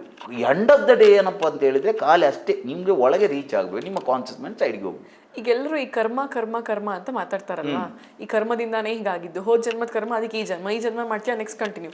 ಈ ಕರ್ಮ ಕರ್ಮ ಅಂತ ಮಾತಾಡ್ತಾರೆ. ಕರ್ಮ ಹುಟ್ಟಿದ ಹೇಗೆ, ಶುರುವಾಗಿದ್ದು ಹೇಗಿದು? ಫಸ್ಟ್ ಅದಕ್ಕೇನಾದ್ರು ಇರ್ಬೇಕಲ್ಲ, ಸ್ಟಾರ್ಟ್ ಆಗಿದೆ. ಕರ್ಮ ಸ್ಟಾರ್ಟ್ ಆದದ್ದು ಹೇಗೆ ಅಂತ ಹೇಳಿದ್ರೆ ಎಲ್ಲ ಬರ್ತದೆ, ಎಲ್ಲ ಆನ್ಸರ್ ಇದೆ ನಮ್ಗೇನು, ಖಾಲಿ ಕ್ವಶನ್ ಮಾತ್ರ, ಆನ್ಸರ್ ಬೇಡ. ಏನಪ್ಪ ಅಂತ ಹೇಳಿದ್ರೆ ಆ ಪ್ರಶ್ನೆಗೆ ಉತ್ತರ ಹುಡುಕ್ತಾ ಫಾರಿನ್ ವಿದೇಶದಲ್ಲಿ ಹುಟ್ಟಿದ ಧರ್ಮಗಳು ಒಬ್ಬ ಸೈತಾನನನ್ನ ಅಥವಾ ಒಬ್ಬ ಡೆವಿಲ್ನನ್ನ ಕ್ರಿಯೇಟ್ ಮಾಡಿದವು. ಅವ ಮನುಷ್ಯರಿಂದ ತಪ್ಪು ಮಾಡಿಸ್ತಾನೆ. ನಮ್ಮಲ್ಲಿ ಅದನ್ನು ಹೇಳಲಿಲ್ಲ. ನಮ್ಮಲ್ಲಿ ಏನು ಹೇಳಿದ್ದಾರೆ ಅಂತ ಹೇಳಿದ್ರೆ ಸತ್ಯಯುಗ ಅಂತ ಇತ್ತು. ಅಲ್ಲಿ ಸತ್ಯ, ಯಾಕೆ ಸತ್ಯಯುಗ ಅಂತ ಹೆಸರು ಅದರದ್ದು? ಅಲ್ಲಿ ಎಲ್ಲ ಸತ್ಯ. ನಿಮ್ಮ ಮೈಂಡಲ್ಲಿ ನನ್ನ ಬಗ್ಗೆ ಏನು ಭಾವನೆ ಇದೆ ನನಗೆ ಗೊತ್ತಾಗ್ತದೆ, ನನ್ನ ಭಾವನೆ ಏನಿದೆ ನಿಮಗೆ ಗೊತ್ತಾಗ್ತದೆ.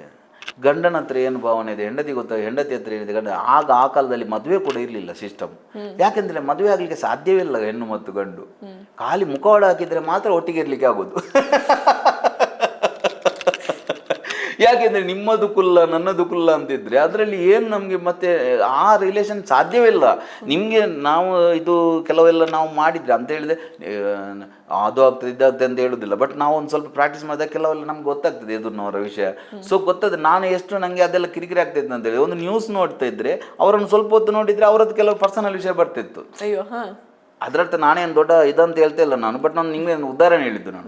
ಸೊ ನಾನೇ ಮತ್ತೆ ಬ್ಲಾಕ್ ಮಾಡ್ಕೊಂಡೆ ನನ್ನದು. ಅಂತ ಹೇಳಿದ್ರೆ ಮನೆಯವರ ಹತ್ರ ಕೂಡ ಒಂದು ನ್ಯಾಚುರಲ್ ಆಗಿ ಮಾತಾಡ್ಲಿಕ್ಕೆ ಆಗುದಿಲ್ಲ ನಮಗೆ.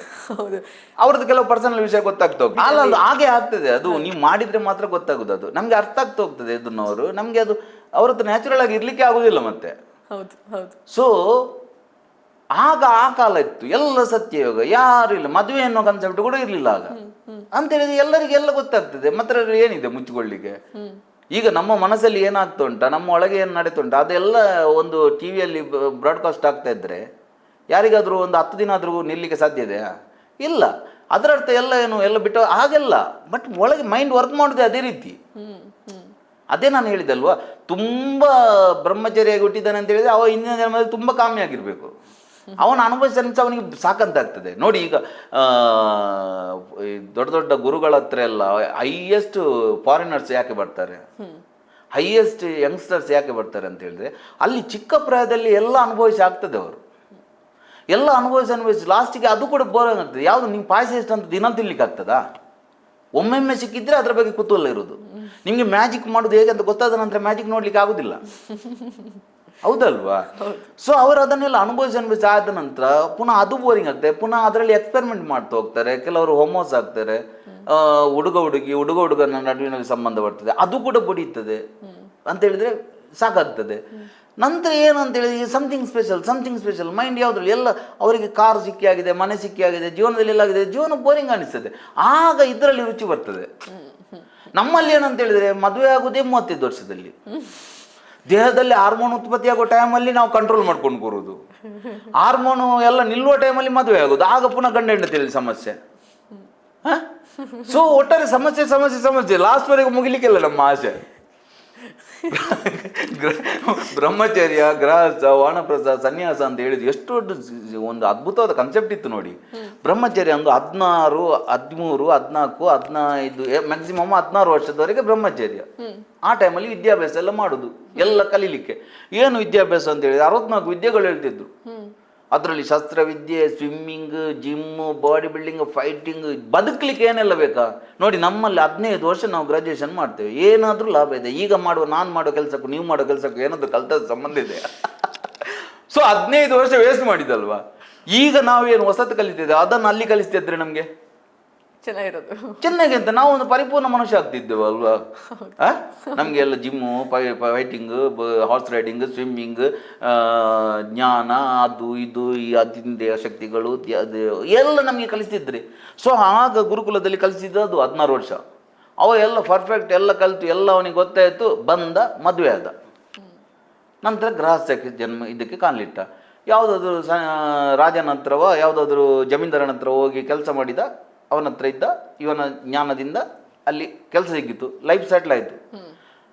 ಈಗ ಒಂದು 15-16 ವರ್ಷದಲ್ಲಿ ಮದುವೆ ಆದರೆ ಒಂದು 30 ವರ್ಷ 40 ವರ್ಷ ಆಗುವಾಗ ಅವನಿಗೆ ಮಕ್ಕಳೆಲ್ಲ ದೊಡ್ಡದಾಗಿರ್ತಾರೆ, ಲೈಫಲ್ಲಿ ಸೆಟ್ಲ್ ಆಗಿದ್ದಾನೆ.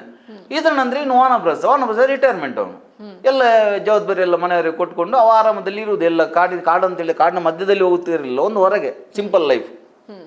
ಅಲ್ಲಿ ಮನೆಯಿಂದ ಊಟ ಬರ್ತಿತ್ತು, ಅವರು ಹೆಚ್ಚು ಅವರಿಗೊಂದು ಬಿಳಿ ಬಟ್ಟೆ ಕೊಡ್ತಿದ್ರು. ಆ ಬಿಳಿ ಬಟ್ಟೆಯನ್ನು ಹೋಗಲಿಕ್ಕೆ ಮೈಸೂರು ಸ್ಯಾಂಡಲ್ ಇದು ನಿರ್ಮ ಇಲ್ಲ, ತೊಳಿಲಿಕ್ಕೆ.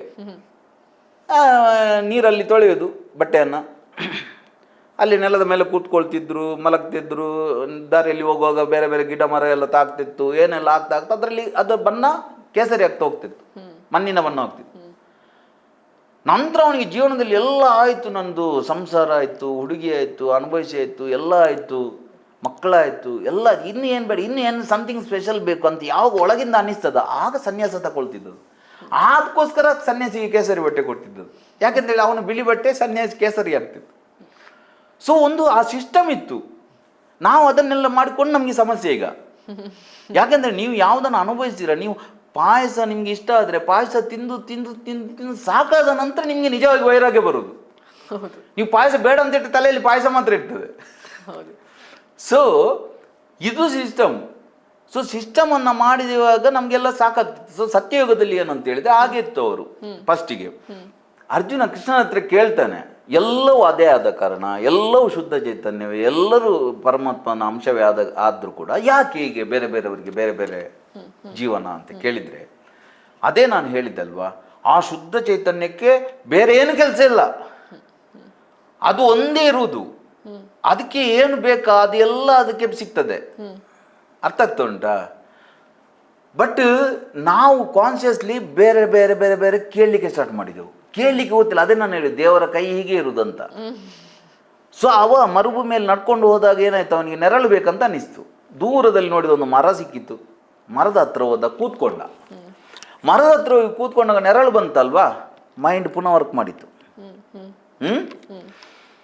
ನೆರಳು ಇದೆ, ಒಂದು ಏನಾದರೂ ಕುಡಿಲಿಕ್ಕೆ ನೀರು ಸಿಕ್ತಿದ್ರೆ, ತಿರುಗಿ ನೋಡ್ತಾನೆ ನೀರಿದೆ, ನೀರು ಕುಡಿದ, ತಲೆಗೆಲ್ಲ ಹಾಕ್ಕೊಂಡ. ಆಗ ಹಸಿವೆ ಸ್ಟಾರ್ಟ್ ಆಯಿತು. ಹಸಿವೆ ಏನಾದ್ರು ತಿನ್ಲಿಕ್ಕೆ ಇದ್ರೆ ಅಂತ ಆಯ್ತು. ತಿನ್ಲಿಕ್ಕೆ ಸ್ಟಾರ್ಟ್ ಮಾಡಿದ. ಆರತ್ತು ಫುಲ್ಲು, ಒಳ್ಳೆ ಬಿರಿಯಾನಿ ಗಿರಿಯಾನಿ ಎಲ್ಲ ಮಾಡಿಟ್ಟಿದ್ದಾರೆ, ತಿಂದ. ಎಲ್ಲ ತಿಂದಾದ ನಂತರ ಆಯಿತು, ಓ ಎಲ್ಲ ಆಯಿತು, ಈಗ ಬಿಸಿಲಿಗೆ ಎಲ್ಲಿ ಹೋಗೋದು, ಸ್ವಲ್ಪ ಇಲ್ಲಿ ಮಲಗೋದಾದ್ರೆ ಟೆನ್ಷನ್ ಇಲ್ಲ ಅಂತ ನೋಡ್ತಾನೆ. ಮಂಚ ಎಲ್ಲ ರೆಡಿಯಾಗಿದೆ, ಮಲಗಿದ ಆರಾಮದಲ್ಲಿ.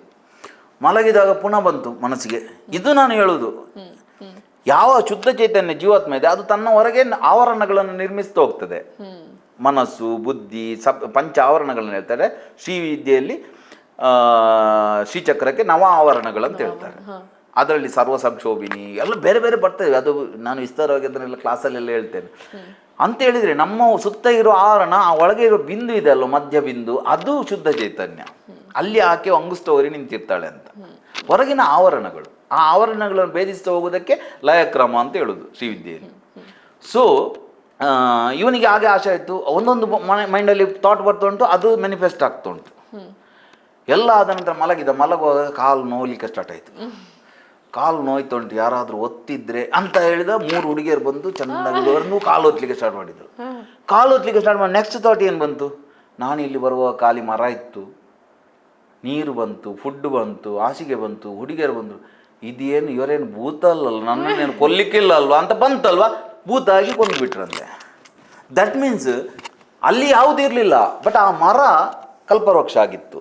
ಅವ ಕೇಳಿದ್ದನ್ನು ಕೊಡ್ತಿತ್ತು. ಸೊ ದೇವರ ಕೈ ಯಾಕೆ ಇರುವುದು ಅಂತ ಹೇಳಿದೆ, ಅವ್ರು ನೀನು ಏನು ಕೇಳ್ತೇನೆ ಎಲ್ಲ ಕೊಡ್ತಾರೆ, ಕೇಳಲಿಕ್ಕೆ ಗೊತ್ತಿಲ್ಲ.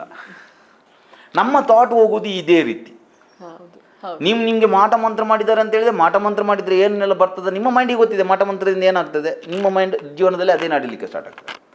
ನಮ್ಮ ಗುರುಗಳು ಹೇಳ್ತಿದ್ರು, ಒಂದು ಯಾವ ಪ್ರಯೋಗ ಮಾಡಬೇಕಂತಿಲ್ಲ, ಒಂದು ಲಿಂಬೆ ಹಣ್ಣನ್ನು ನೀನು ನಂಬುವವನ ಮನೆ ಹತ್ರ 3 ಅಮಾವಾಸ್ಯೆ ಬಿಸಾಡು, 4ನೇ ಅಮಾವಾಸ್ಯೆ ಒಳಗೆ ಅವ ಮಲಗ್ತಾನೆ ಅಂತೇಳಿ ಮೈಂಡಿಗೆ ಗೊತ್ತಿದೆ. ಲಿಂಬೆ ಬಿಸಾಡಿದ್ರೆ ಮಾಟ ಮಾಡಿದ್ದಾರೆ, ಮಾಟ ಮಾಡಿದರೆ ಏನಾಗ್ತದೆ, ಆರೋಗ್ಯ ಹಾಳಾಗ್ತದೆ, ಸಂಪತ್ತು ಹಾಳಾಗ್ತದೆ. ಮೈಂಡ್ ಅದನ್ನು ಮ್ಯಾನಿಫೆಸ್ಟ್ ಮಾಡ್ತಾ ಹೋಗ್ತದೆ. ಸೊ ಕೃಷ್ಣನ ಹತ್ರ ಅರ್ಜುನ ಕೇಳ್ತಾನೆ, ಈ ಎಲ್ಲವೂ ಶುದ್ಧ ಚೈತನ್ಯ ಆಗಿರುವಾಗ ಇದು ಯಾಕೆ ಹೀಗೆ ಬೇರೆ ಬೇರೆ? ಆಗ ಕೃಷ್ಣ ಹೇಳ್ತಾನೆ, ಪುರುಷ ಪ್ರಕೃತಿಸ್ಥೋ ಹಿ ಭುಂಕ್ತೆ ಪ್ರಕೃತಿಜಾನ್ ಗುಣಾನ್ ಕಾರಣಂ ಗುಣಸಂಗೋಸ್ಯ ಸದ್ಸದ್ಯೋನಿ ಜನ್ಮಸು. ಪುರುಷ ಅಂತೇಳಿದ್ರೆ, ಪುರುಷ ಅಂತೇಳಿದ್ರೆ ಸಂಸ್ಕೃತದ ಪುರುಷ, ಕನ್ನಡದ ಪುರುಷ ಅಲ್ಲ. ಪುರದಲ್ಲಿ ವಾಸಿಸುವ ಪುರುಷ. ಯಾವುದು ಈ ದೇಹವೆಂಬ ಪುರದಲ್ಲಿ ನೀವು ಕೂಡ ಪುರುಷನೇ, ನಾನು ಕೂಡ ಪುರುಷನೇ, ಸೊಳ್ಳೆ ಕೂಡ ಪುರುಷನೇ. ಆ ದೇಹದಲ್ಲಿರುವ ಯಾವುದು ಪುರುಷ, ಆ ಚೈತನ್ಯ ಇದೆ, ಪುರುಷ ಪ್ರಕೃತಿಸ್ಥೋ, ಈ ಪ್ರಕೃತಿಯಲ್ಲಿ ಇದ್ದುಕೊಂಡು, ಭುಂಕ್ತೆ ಪ್ರಕೃತಿಜಾನ್ ಗುಣಾನ್, ಪ್ರಕೃತಿಯ ಗುಣಗಳು ಅದು ಆಲ್ರೆಡಿ ಇದೆ. ನೀವು ಮೇಲೆ ಹೋದ್ರೆ ಕೆಳಗೆ ಬೀಳುವುದು ಅಂತ ಕೇಳಿದ್ರೆ ಅದು ಭೂಮಿಯಲ್ಲಿ ಇದೆ. ಮೇಲಿಂದ ಕೈ ಬಿಟ್ರೆ ಕೆಳಗೆ ಬೀಳ್ತದೆ, ಗ್ರಾವಿಟೇಷನ್ ಇದೆ. ಅದೇ ರೀತಿ ಪ್ರಕೃತಿಯಲ್ಲಿ ಈ 3 ಗುಣಗಳಿದೆ, ಸತ್ವ ರಜ ತಮ ಗುಣಗಳು, ಇಲೆಕ್ಟ್ರಾನ್ ಪ್ರೋಟಾನ್ ನ್ಯೂಟ್ರಾನ್ಗಳು. ಸೊ ಆ ಯಾವುದರ ಮೇಲೆ ನಿನ್ನ ಆಸಕ್ತಿ ಹೋಗ್ತದಾ, ಸತ್ವಗುಣದ ಕಡೆಗೆ ಹೋಗ್ತದಾ, ರಜಗುಣ. ಈಗ ಫಾರ್ ಎಕ್ಸಾಂಪಲ್ ನೀವು ಸಿಂಪಲ್ ಉದಾಹರಣೆ ಕೊಡೋದು, ಎಕ್ಸಾಮ್ ಅಲ್ಲಿ ಓದ್ಬೇಕು, ಹೌದಲ್ವಾ? ಓದಿದ್ರೆ ನೀವು ಒಳ್ಳೆ ಓದಿದ್ರೆ ನಿಮ್ಗೆ ಜೀವನದಲ್ಲಿ ನೀವು ಸೆಟ್ಲ್ ಆಗ್ತೀರಿ, ಒಳ್ಳೆ ಉದ್ಯೋಗ ಸಿಗ್ತದೆ, ಒಳ್ಳೆ ಜೀವನದಲ್ಲಿ ಇದಾಗ್ತೀರಿ, ಹೌದಲ್ವಾ? ಓದುವುದು ಕಷ್ಟ ಆಗ್ತುಂಟು, ಮಲಗಿದ್ರೆ ಸುಖ ಸಿಗ್ತುಂಟು, ತಕ್ಷಣದ ಸುಖ. ಸೊ ಗಟ್ಟಿ ಮಲಗಿದ್ರೆ ತಕ್ಷಣ ಸುಖ ಇರ್ತದೆ, ಬಟ್ ಭವಿಷ್ಯ ಹಾಳಾಗ್ತದೆ. ಸೊ ನೀವು ನಿದ್ರೆಯನ್ನು ಚೂಸ್ ಮಾಡ್ತೀರಾ, ಓದುವುದನ್ನು ಚೂಸ್ ಮಾಡ್ತೀರಿ, ನಿಮ್ಮ ಅದಕ್ಕೆ ಕರ್ಮಣ್ಯೇವಾಧಿಕಾರಸ್ಥೆ, ನಿಮಗೆ ಅಧಿಕಾರ ಇದೆ ಕರ್ಮದ್ದು. ಮಾ ಫಲೇಶು, ಫಲ ಆಟೋಮೆಟಿಕಲಿ. ಮೇಲೆ ಹೋದ್ರೆ ಕೈ ಬೀಳುವುದು ನಿಮ್ಮ ಚಾಯ್ಸ್, ಬೀಳುವುದು ಪ್ರಕೃತಿ ಗುಣ. ಕಲ್ಲು ಮೇಲೆ ಬಿಸಾಡುದು ನಿಮ್ಮ ಚಾಯ್ಸ್, ತಲೆಗೆ ಬೀಳುವುದು ಪ್ರಕೃತಿಯ ಗುಣ. ಅರ್ಥ ಆಗ್ತಾ ಉಂಟಾ? ಸೊ ಕರ್ಮದ ಗುಣ ಏನಪ್ಪ ಅಂತ ಹೇಳಿದ್ರೆ, ಆಲ್ರೆಡಿ ಕರ್ಮ ಇದೆ. ಪುರುಷ ಪ್ರಕೃತಿಸ್ತೋ ಹಿ ಭುಂಕ್ತೆ ಪ್ರಕೃತಿ ಗುಣ, ಪ್ರಕೃತಿಯ ಗುಣಗಳನ್ನು ಅನುಭವಿಸ್ತಾನೆ ಅವ. ಸತ್ವದ ಕಡೆ ಆಸಕ್ತಿ ಹೋದ್ರೆ ನಿಮ್ಮ ಜೀವನದಲ್ಲಿ ಒಳ್ಳೇದಾಗ್ಲಿಕ್ಕೆ ಸ್ಟಾರ್ಟ್ ಆಗ್ತದೆ. ತಮಸ್ಸಿನ ಕಡೆ ಹೋದ್ರೆ, ಈಗ ಡ್ರಿಂಕ್ಸ್ ಮಾಡಿದ್ರೆ ತಕ್ಷಣ ಸುಖ ಸಿಗ್ತದೆ ನನಗೆ, ಹೌದಲ್ವಾ? ಮಾಡಿದವನಿಗೆ. ಹೌದು. ಬಟ್ ಅದರಿಂದ ಪರಿಣಾಮ ಪ್ರಕೃತಿ ಕೊಡ್ತದೆ, ದೇಹದಲ್ಲಿ ಹಾಳಾಗ್ತದೆ, ಆರೋಗ್ಯ ಹಾಳಾಗ್ತದೆ, ಜೀವನ ಹಾಳಾಗ್ತದೆ, ಏನಾಗ್ಬೋದು. ಸೊ ಫಲದ ಮೇಲೆ ನಿನ್ಗೆ ಅಧಿಕಾರ ಇಲ್ಲ ಅಂತ ಹೇಳುದು ಅದನ್ನ, ಕರ್ಮದ ಮೇಲೆ ಅಧಿಕಾರ ಇದೆ. ಸೊ ಆ ಶುದ್ಧ ಚೈತನ್ಯ ಏನ್ ಮಾಡಿತ್ತು, ಪುರುಷ ಪ್ರಕೃತಿಸ್ತು ಹಿ ಭುಂಕ್ತೆ ಪ್ರಕೃತಿ ಗುಣ, ಪ್ರಕೃತಿಯ ಗುಣಗಳ ಕಡೆ ಆಸಕ್ತಿ ಬಂತು. ಅದನ್ನೇ ಹೇಳುದು, ಆ ಹಕ್ಕಿ ಹಣ್ಣು ತಿಂತು ಉಂಟು ಒಂದು, ಆ ಆಸಕ್ತಿಯಿಂದ ಅದರಿಂದ ಏನು ಫಲ ಇದೆ ಅದನ್ನು ಅನುಭವಿಸ್ತೋಯ್ತು. ಕಾರಣಂ ಗುಣ ಸಂಗೋಶ್ಚ ಸದ ಸದ್ಯೋನಿ ಜನ್ಮಸ್ಸು, ಆ ಗುಣದ ಏನು ಸಂಘ. ಫಾರ್ ಎಕ್ಸಾಂಪಲ್, ಈಗ ಅದೇ ನಾನು ಹೇಳಿದ್ದು, ನಾನು ಈ ಜನ್ಮದಲ್ಲಿ ನಾನು ಹೇಳ್ತೇನೆ, ಒಂದು ಉದಾಹರಣೆ ಹೇಳ್ತಿದ್ದೇನೆ, ಇನ್ನು ಅದಕ್ಕೆ ಕಮೆಂಟ್ ಮಾಡೋದು ಬೇಡ. ಸೊ ನಾನು ಈ ಜನ್ಮದಲ್ಲಿ ನಾನು ಬ್ರಹ್ಮಚಾರಿ ಅಂತ ಇದ್ರೆ, ನಾನು ಬ್ರಹ್ಮಚಾರಿ ಆಗಿರ್ಬೇಕು, ನನ್ನ ಒಂದು ಸಂಕಲ್ಪ. ಓಕೆ, ನಾನು ಹುಡುಗಿಯರ ಮುಖ ನೋಡ್ಬಾರ್ದು, ನಾನು ಅದನ್ನೇ ನಾನು ಥಿಂಕ್ ಮಾಡ್ತಿದ್ರೆ, ನಾನು ಯಾರನ್ನು ನೋಡ್ಬಾರ್ದು, ನಾನು ಬಲವಂತವಾಗಿ ಮಾಡ್ತಿದ್ರೆ, ನನ್ನ ಮೈಂಡ್ನ ಒಳಗೆ ನನಗೆ ಅದರ ಬಗ್ಗೆ ಆಸಕ್ತಿ ಬರ್ತಾ ಇದ್ರೆ, ನಾನು ಈ ಜನ್ಮದಲ್ಲಿ ಬ್ರಹ್ಮಚಾರಿ ಆಗಿದ್ದೇನೆ. ಬಟ್ ಅದು ನನ್ನ ಇದಕ್ಕೆ ಕ್ರಿಯಮಾನ್ ಕರ್ಮ, ಪ್ರಾರಬ್ಧ ಕರ್ಮ, ಸಂಚಿತ ಕರ್ಮ ಅಂತ ಹೇಳುದು. ಕ್ರಿಯಮಾನ್ ಅಂತ ಹೇಳಿದ್ರೆ ಈಗ ಮಾಡ್ತಿರೋ ಕರ್ಮ. ಕರ್ಮ ಅಂತ ಹೇಳಿದ್ರೆ ಆಕ್ಷನ್, ಸಿಂಪಲ್. ನಾವು ಕರ್ಮ ಅಂತ ಹೇಳಿದ್ರೆ ಏನೋ ತಿಳ್ಕೊಂಡಿದ್ದೇವೆ. ಆಕ್ಷನ್, ಎವ್ರಿ ಆಕ್ಷನ್ಗೆ ಪ್ರತಿಯೊಂದು ಆಕ್ಷನ್ ರಿಯಾಕ್ಷನ್ ಇದೆ, ಸಿಂಪಲ್ ಅಲ್ವಾ? ನಾವು ಆಕ್ಷನ್ ಮಾಡ್ತೀವಿ, ಪ್ರಕೃತಿ ರಿಯಾಕ್ಷನ್ ಅದರ ಗುಣ. ಅದೇ ನಾನು ಹೇಳಿದಲ್ವ, ಮೇಲೆ ಹತ್ತುವುದು, ಕೈ ಬಿಡುವುದು ನಿಮ್ಮದು ಆಕ್ಷನ್, ರಿಯಾಕ್ಷನ್ ಕೆಳಗೆ ಬೀಳುವುದು. ಸೊ ಇದು ನನಗೆ ಬೇಕಲ್ಲ, ಅದಕ್ಕೋಸ್ಕರ ನಾನು ಪುನಃ ಒಂದು ದೇಹವನ್ನು ಪಡೆಯಬೇಕಾಗ್ತದೆ. ತುಂಬ ಕಾಮ ಅಂತ ಹೇಳಿದ್ರೆ ಸ್ತ್ರೀಯರಿರುವಂಥ ಅಂಥ ಲಂಪಟ ಜೀವನ ಸಿಗ್ತದೆ ನನಗೆ. ಸೊ ಇದು ನಿಮಗೆ ಗೊತ್ತಂತ ಹೇಳಿದ್ರೆ, ಅದು ನೀವು ಸ್ವಲ್ಪ ಮಾಡಿದರೆ, ಸ್ವಲ್ಪ ಔಟರ್ ಬಾಡಿ ಎಕ್ಸ್ಪೀರಿಯನ್ಸ್ ಎಲ್ಲ ಆದಾಗ ನಿಮಗೆ ಗೊತ್ತಾಗ್ತದೆ ಇದೆಲ್ಲ ವಿಷಯ. ಸೊ ಅದನ್ನೇ ನಾನು ಹೇಳಿದ್ದು, ನಾವು ಏನು ತಿಳ್ಕೊಂಡಿದ್ದೇವೋ ಅದಲ್ಲ ಜೀವನ. ಈಗ ನನಗೆ ಕೆಲವು ಆಂಟಿಯರೆಲ್ಲ ಇರ್ತಾರೆ ಊರಲ್ಲೆಲ್ಲ, ಅವು ನಮಗೆಲ್ಲ ನಾವು ಒಳ್ಳೆಯವರು, ಇವರು ಬೆಳಿಗ್ಗೆ ಬೆಳಿಗ್ಗೆ ಒಂದು ಕೋಳಿ ಕೊಡೋದು, ಬೆಳಿಗ್ಗೆ ಒಂದು ದೇವರಿಗೆ ಒಂದು ದೀಪ ಇಡೋದು, ದೇವಸ್ಥಾನಕ್ಕೆ ಹೋಗಿ ಒಂದು ಕುಂಕುಮಾರ್ಚನೆ ಮಾಡೋದನ್ನೇ ದೊಡ್ಡ ಸಾಧನೆ ಅಂತ ತಿಳ್ಕೊಂಡಿರ್ತಾರೆ. ಸೊ ನಾವೆಲ್ಲ ದೇವರನ್ನು ನಂಬುವವರು, ನಮಗೆಲ್ಲ ಎಲ್ಲ ಕೆಟ್ಟವರಿಗೆ ಒಳ್ಳೇದಾಗುದಂತ. ಕೆಟ್ಟವರಿಗೆ ಒಳ್ಳೇದಾಗ್ತಿಲ್ಲ, ಯಾರಿಗೆ ಒಳ್ಳೇದಾಗ್ತುಂಟು? ಭೂಮಿಯಲ್ಲಿ ಯಾರು ಮೆರೆತಿದ್ದಾರೆ? ಯಾರು ಮೆರೆತಿದ್ದಾರೆ? ಯಾರಿಗೆ ನಾಲೆಜ್ ಇದೆ, ಜ್ಞಾನ ಇದೆ, ಅವ ಮೆರೆತಿದ್ದಾನೆ. ಯಾರ ಹತ್ರ ಸಂಪತ್ತಿದೆ ಅವ ಮೆರೆತಿದ್ದಾನೆ, ಯಾರ ಹತ್ರ ಶಕ್ತಿ ಇದೆ ಅವ ಮೆರೆತಿದ್ದಾನೆ. ಸೊ ಮಹಾಕಾಲಿ ಶಕ್ತಿ, ಜನಶಕ್ತಿ, ದೇಹ ಶಕ್ತಿ, ಆರೋಗ್ಯ ಶಕ್ತಿ, ಆಯುಷ್ಯ ಶಕ್ತಿ, ಎಲ್ಲ ಶಕ್ತಿ, ಆಧ್ಯಾತ್ಮಿಕ ಶಕ್ತಿ, ಇದೆಲ್ಲ ಮಹಾಕಾಲಿಗೆ ಬಂತು. ಮಹಾಲಕ್ಷ್ಮಿ ಅಂತ ಹೇಳಿದ್ರೆ ಸಂಪತ್ತು, ಯಶಸ್ಸು, ಕೀರ್ತಿ ಏನೆಲ್ಲ ಬಂತು ಅದೆಲ್ಲ ಸಂಪತ್ತು ಬಂತು ನಿಮ್ಮದು, ಆಯುಷ್ಯ, ಧನ. ಇನ್ನು ಮಹಾಸರಸ್ವತಿ ಜ್ಞಾನ. ಈ ಮೂರು ಇದ್ದವರೇ ಮೆರೆತಿದ್ದಾರೆ ಅಂತೇಳಿ ಲಕ್ಷ್ಮೀ ಪುತ್ರರು, ಸರಸ್ವತಿ ಪುತ್ರರು, ಶಕ್ತಿ ಪುತ್ರರು ಮೆರೆತಿದ್ದಾರೆ ಭೂಮಿಯಲ್ಲಿ. ನೀವು ಸುಮ್ಮನೆ ಕತೆ ಮಾಡ್ಕೊಂಡು ಇದು ಮಾಡ್ಕೊಂಡು ನೀವು ತಿಳ್ಕೊಂಡು ನೀವು ಎಲ್ಲ ಇದು ಮಾಡಿದ್ರಿ ನೋಡಿ. ಅಲ್ಲಮಪ್ರಭು ಹೇಳ್ತಾರೆ, ಗುಹೇಶ್ವರನ ಭಕ್ತಿ ಎಂಬುದು ಪರಮ ಪಾತಕ ಕಾಣಿರೋ ಅಂತ. ನೀವು ತಿಳ್ಕೊಂಡಿದ್ದೀರಿ ನಾವು ಪೂಜೆ ಮಾಡೋದು ದೊಡ್ಡ ವಿಷಯ ಅಂತ. ಅವ್ರು ಹೇಳ್ತಾ ಇದ್ದಾನೆ, ನೀನು ಯಾವುದನ್ನು ಆ ಪರ್ವತತ್ವವನ್ನು ಒಂದು ಮೂರ್ತಿಯಲ್ಲಿ ಮಾಡ್ಕೊಂಡು ಮಾಡ್ತಿದ್ದೆ, ಅದರಷ್ಟು ದೊಡ್ಡ ಪಂಚ ಮಹಾಪಾತಕ ಕಾಣಿರೋ ಅಂತ. ಸೊ ಇದೆಲ್ಲ ಆ ಲೆವೆಲಲ್ಲಿ ಅರ್ಥ ಆಗೋ ವಿಷಯಗಳು. ಬಟ್ ನಾವು ಹಾಗೆ ತಿಳ್ಕೊಳ್ತೇವೆ, ನಾವು ಒಳ್ಳೆಯವರು. ಏನು ಆಗದು, ಕೆಟ್ಟವರಂದ್ರೆ ಯಾರು? ಕೆಟ್ಟವರಂದ್ರೆ ನೋಡು ಅವಳನ್ನು ನೋಡು, ಅವಳು ಕರಿಮನೆ ಹಾಕೋದಿಲ್ಲ. ಈಗ ಅವಳು ಕರಿಮನೆ ಹಾಕೋದಿದ್ರೆ ಇವಳಿಗೇನು ಸಮಸ್ಯೆ? ಶಾಸ್ತ್ರದಲ್ಲಿ ಇರುವುದೇ ಕರಿಮಣಿಯನ್ನು ತೋರಿಸಬಾರ್ದು ಹೊರಗೆ ಅಂತ. ಆಕ್ಚುಲಿ ಅದು ಮಂಗಲಸೂತ್ರ. ಕರಿಮಣಿ ಹಾಕೋದು ಅದಕ್ಕೆ ಕಣ್ಣು ಬೀಳಬಾರ್ದು ಯಾರ್ದು ಅಂತ. ಓಕೆ, ಸೊ ಅದನ್ನ ಎದೆ ನಡುವಿನಲ್ಲಿ ಮುಚ್ಚಿ ಇಡಬೇಕಂತ ಉಂಟು. ಹೊರಗಿನ ಬೇರೆ ಆಭರಣ ಹಾಕ್ಬೋದು, ಕರಿಮಣಿ ಯಾರಿಗೆ ಕಾಣಬಾರ್ದು. ಗಂಡನಿಗೆ ಚಂದ್ರಮತಿಯ ಕಥೆಯಲ್ಲಿ ಬರ್ತದೆ, ಹರಿಶ್ಚಂದ್ರನಿಗೆ ಮಾತ್ರ ಖಂಡಿತಂತೆ, ಯಾರಿಗೆ ಕಾಣೋದಿಲ್ಲ, ಒಳಗೆ ಇಟ್ಕೊಂಡಿದೆ. ಓಕೆ ಅಂತ ಹೇಳಿ ನಾನು ಏನು ಹೇಳ್ತಾ ಇದ್ದೇನೆ ಅಂತ ಹೇಳಿದ್ರೆ, ಯಾವ್ದು ಅಧರ್ಮಂ ಧರ್ಮ ಮಿತಿಯ ಮನ್ಯತೆ ತಮಸಾವೃತ, ಅಧರ್ಮವನ್ನೇ ಧರ್ಮ ಅಂತ ತಿಳ್ಕೊಂಡಿದ್ದೇವೆ ನಾವು. ಯಾವ ಕರಿಮಣಿಯನ್ನು ಒಳಗೆ ಇಟ್ಕೊಳ್ಬೇಕಿತ್ತ ಶಾಸ್ತ್ರ ಪ್ರಕಾರ, ಅದನ್ನು ಹೊರಗೆ ಹಾಕಿದವಳು ತಿಳ್ಕೊಂಡಿದ್ದಾಳೆ ನಾನು ನನ್ನ ಪತಿವ್ರತೆ, ಇವಳು ಕರಿಮಣಿ ತೋರಿಸ್ತೆ ಅಲ್ಲ ಅವಳೆಲ್ಲ ಬಿಟ್ಟವಳು ಅಂತ. ಹೌದಲ್ವಾ? ಸೊ ಕರಿಮಣಿ ಒಳಗೆ ಹಾಕ್ಕೊಳ್ಬೇಕಿರೋದು, ಇವಳು ಅದನ್ನು ಹೊರಗೆ ಹಾಕಿ ನಾನು ಪತಿವ್ರತೆ ಅಂತ ತಿಳ್ಕೊಂಡಿರ್ತಾಳೆ. ಸೊ ಬಟ್ ಅದನ್ನೇ ಸಂಪ್ರದಾಯ ಶರಣರು ಅಂತ ಹೇಳಿದ್ರೆ ಹಾಗೆ ಮೈಂಡ್ ಉಂಟಲ್ವಾ, ಅದಕ್ಕಿಂತ ಮೇಲೆ ಹೋಗುದಿಲ್ಲ. ಅಕ್ವೇರಿಯಂ ಮೀನು ಸಮುದ್ರದ ಮೀನಿನ ನಡುವಿನ ವ್ಯತ್ಯಾಸ ಧಾರ್ಮಿಕರಿಗೂ ಆಧ್ಯಾತ್ಮಿಕರಿಗೂ. ಸೊ ಯಾವುದನ್ನು ನಾವು ಸಂಪ್ರದಾಯ ಅಂತ ತಿಳ್ಕೊಂಡಿದ್ದೆ ಅದು ಜನರು ಮಾಡಿದ್ದು. ಸೊ ಇವರೇನು ಈಗ ಅದ್ರ ಬಗ್ಗೆ ಅವಳು ಡ್ರೆಸ್ ಆಗ್ತಿದ್ದಾಳೆ, ಅವಳು ಎಂಜಾಯ್ ಮಾಡ್ತಿದ್ದಾಳೆ, ಅವಳು ಕುಡಿತಿದ್ದಾಳೆ ಅಂತ ಹೇಳಿದ್ರೆ ನಾನು ಹೇಳುವುದೇನು ಗೊತ್ತದ ಮೇಡಮು, ಸಮಾಜ ನಿಮಗೆ ಬಹಿಷ್ಕಾರ ಆಗಿದ್ರೆ ಚಿಂತೆ ಇಲ್ಲ, ನಿಮಗೆ ಅಂಥ ಒಳಗಿಂದ ಆಸೆ ಇದ್ದರೆ, ನೀವು ನಿಜವಾಗಿ ನಿಮಗೆ ಆಸೆ ಇಲ್ಲ, ನಿಮಗೆ ಕುಡಿಲಿಕ್ಕೆ ಆಸೆ ಇಲ್ಲ, ನಿಮಗೆ ನಾನ್ ವೆಜ್ ಆಸೆ ಇಲ್ಲ, ಹಾಗೆ ಇದ್ದರೆ ನೀವು ಇದ್ದರೆ ನೀವು ಅದು. ನಿಮಗೆ ಒಳಗಿಂದ ಆಸೆ ಉಂಟು, ಹೊರಗಿಂದ ನೀವು ಧಾರ್ಮಿಕರಂತ ತೋರಿಸ್ಲಿಕ್ಕೆ ಮಾಡ್ತಾ ಇಲ್ಲ ಅಂತ ಹೇಳಿದ್ರೆ, ಸಮಾಜ ನಿಮಗೆ ತಿರಸ್ಕಾರ ಆಗಿದ್ರೂ ಚಿಂತೆ ಇಲ್ಲ, ನೀವು ಅದನ್ನು ಮಾಡಿ, ನಿಮಗೆ ಅನ್ಸುತ್ತೋ ಮಾಡಿ.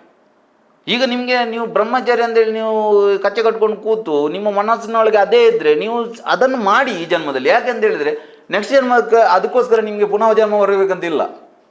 ಯಾಕೆಂದೇಳಿ ನಿಮ್ಮ ಒಳಗೆ ಇಟ್ಕೊಂಡ ಇದುಂಟಲ್ವ ಅದು ಸಂಚಿತ ಕರ್ಮ, ಒಳಗೆ ಇಟ್ಕೊಂಡದ್ದು. ಈಗ ಒಂದು ಹೆಣ್ಣಿಗೆ ಒಂದು ಹೆಂಗಸಿಗೆ ಗಂಡ ತುಂಬ ಕುಡ್ಕೊಂಡು ಬಂದು ಉಪದ್ರ ಮಾಡಿಕೊಂಡು ಸ್ಯಾಡಿಸ್ಟ್ ಥರ ಬಿಹೇವ್ ಮಾಡ್ತಾ ಏನೇನು ಮಾಡ್ತಾ ಇದ್ರೆ ಇದನ್ನು ಹೇಳುದು ಫೀಲಿಂಗ್ ಅಂತ. ಮನಸ್ಸಲ್ಲಿ ಎಷ್ಟು ಬೇಗ ನಾವು ಥಿಂಕ್ ಮಾಡ್ತಾ ಇರ್ತೇವೆ ಅದು ಬೇರೆ ವಿಷಯ, ಫೀಲಿಂಗ್ ಒಳಗಿಂದ ಬರ್ತದೆ.